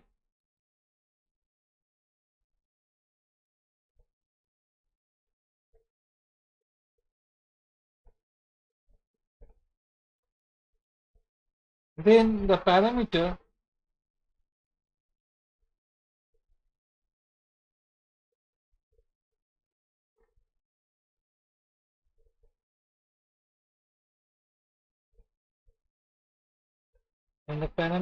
beta naught beta 1 alpha can be estimated using least square technique.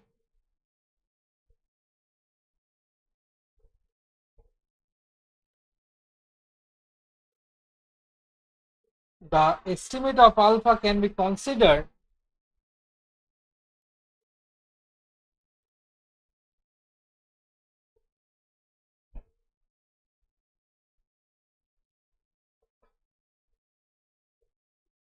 as an improved estimate of the transformation parameter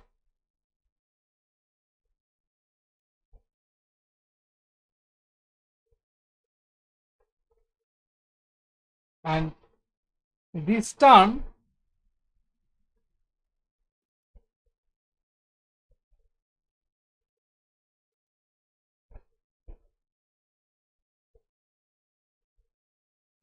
df psi beta naught beta 1 del x psi beta naught beta 1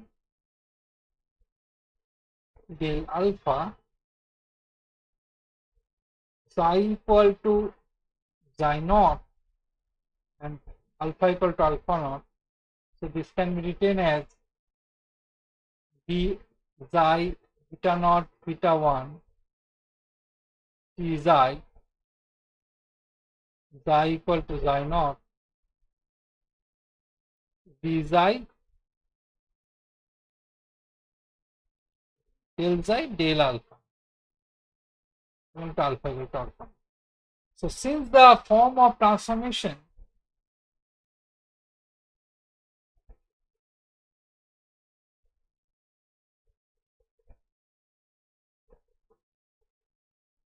is known, that is psi equal to x alpha, so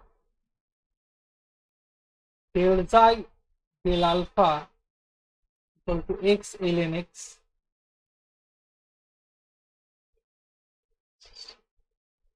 del psi del alpha equal to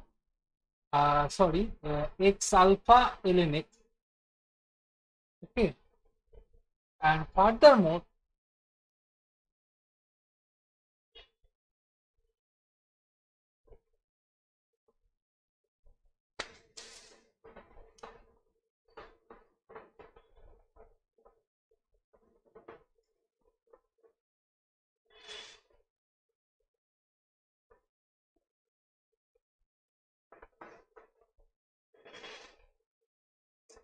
furthermore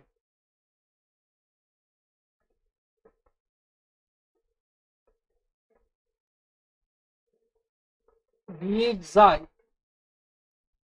beta naught beta 1 del x psi beta naught beta 1 del psi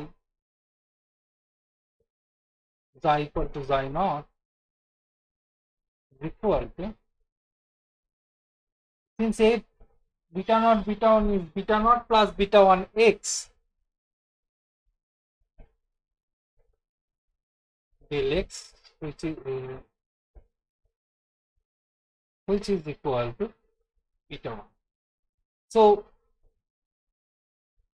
beta 1 can be estimated by fitting the model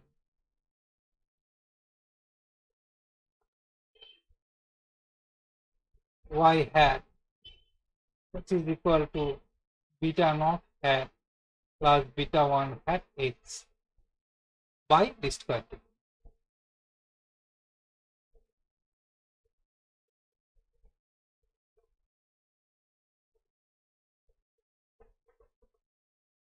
Then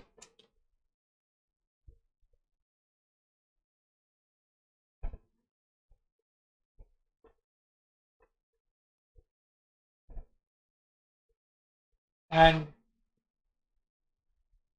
adjustment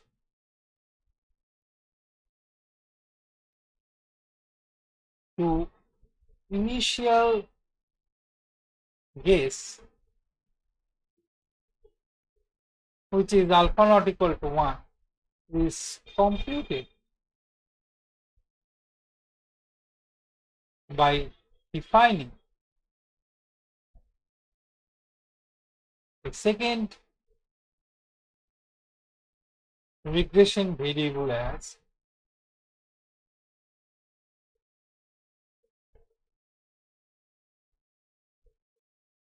w equal to x ln x. Okay. And estimating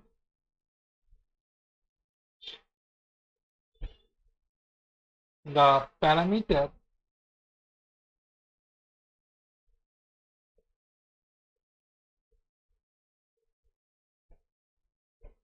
in expectation of y, which is equal to beta naught star beta 1, sorry, this should be w equal to alpha elements. Okay, so beta 1 star x plus alpha minus 1 beta 1 w. So this is equal to beta naught star beta 1 star x plus gamma w. Again, using least square technique,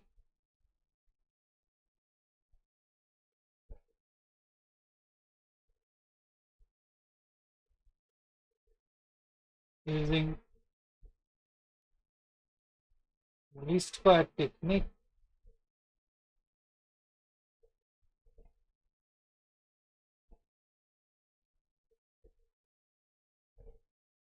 y hat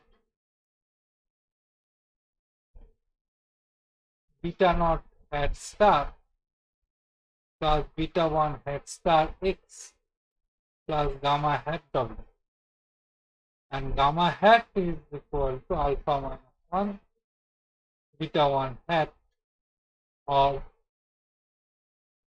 alpha 1 equal to is the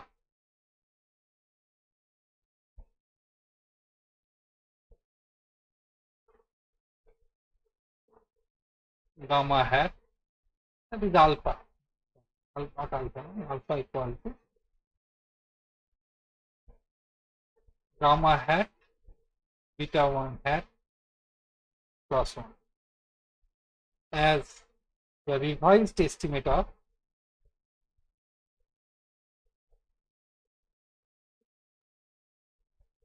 alpha.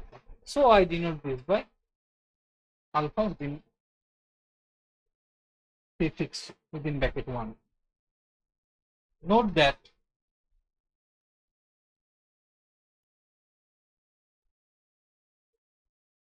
beta 1 hat is obtained from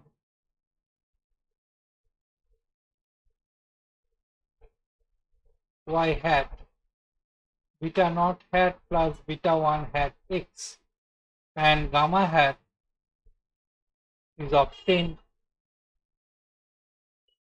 from y hat beta naught hat star beta 1 hat star x plus gamma hat w. Generally, this beta 1 hat and beta 1 hat star will differ. This procedure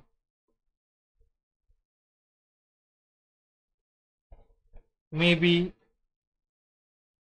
repeated using a new regression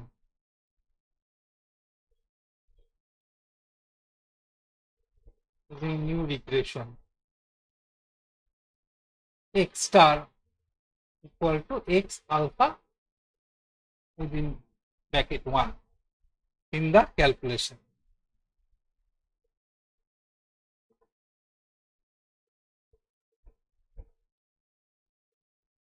So note that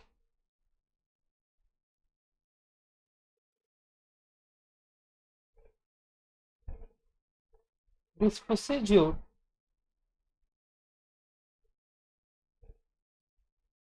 generally converges rapidly.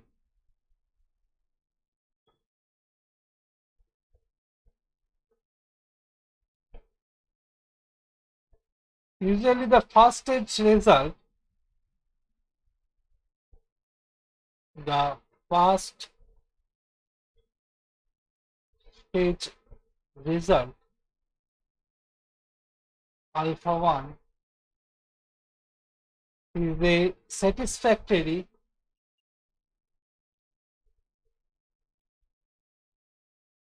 estimate of alpha. Actually, I mean to say, in the first iteration, we get a satisfactory estimate of alpha. So the round of error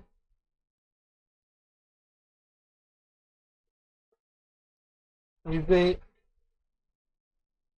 potential problem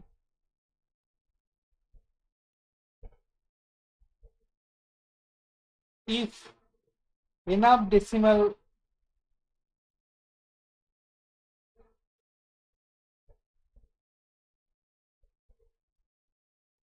places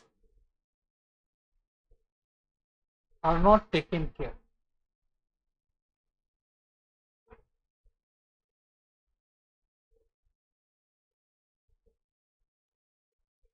Then the successive values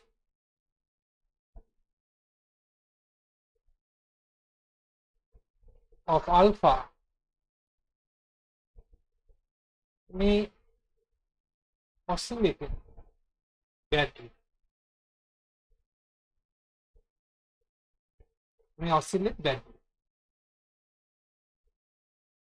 If the standard deviation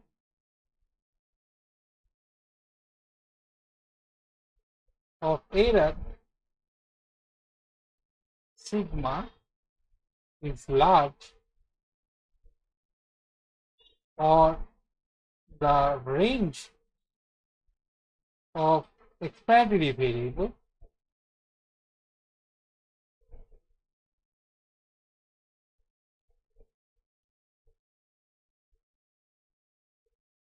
is very small, relative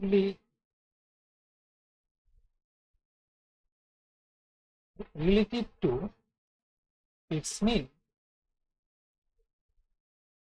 then the estimator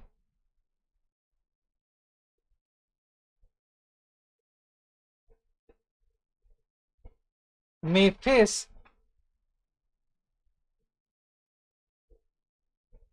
convergence problems.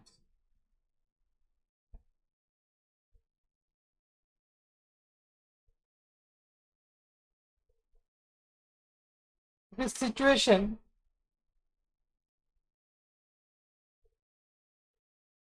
implies that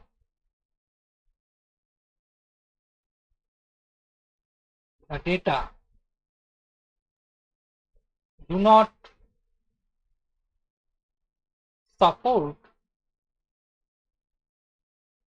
the need for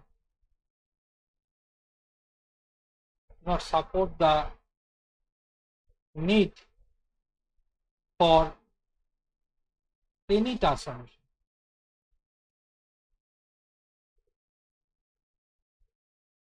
So today I am to stop here. So if you have any question, please tell me. Otherwise, I end this stream. We will meet again either Thursday, hopefully on Thursday. If it is not possible, then we will definitely meet on Sunday, same time, 6 p.m. Okay. So have you any question? Please tell me.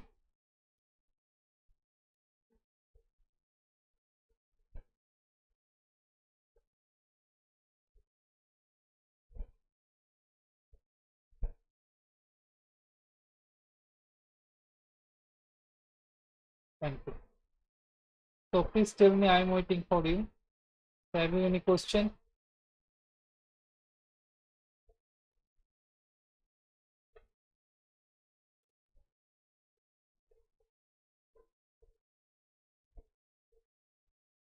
So please tell me, have you any question?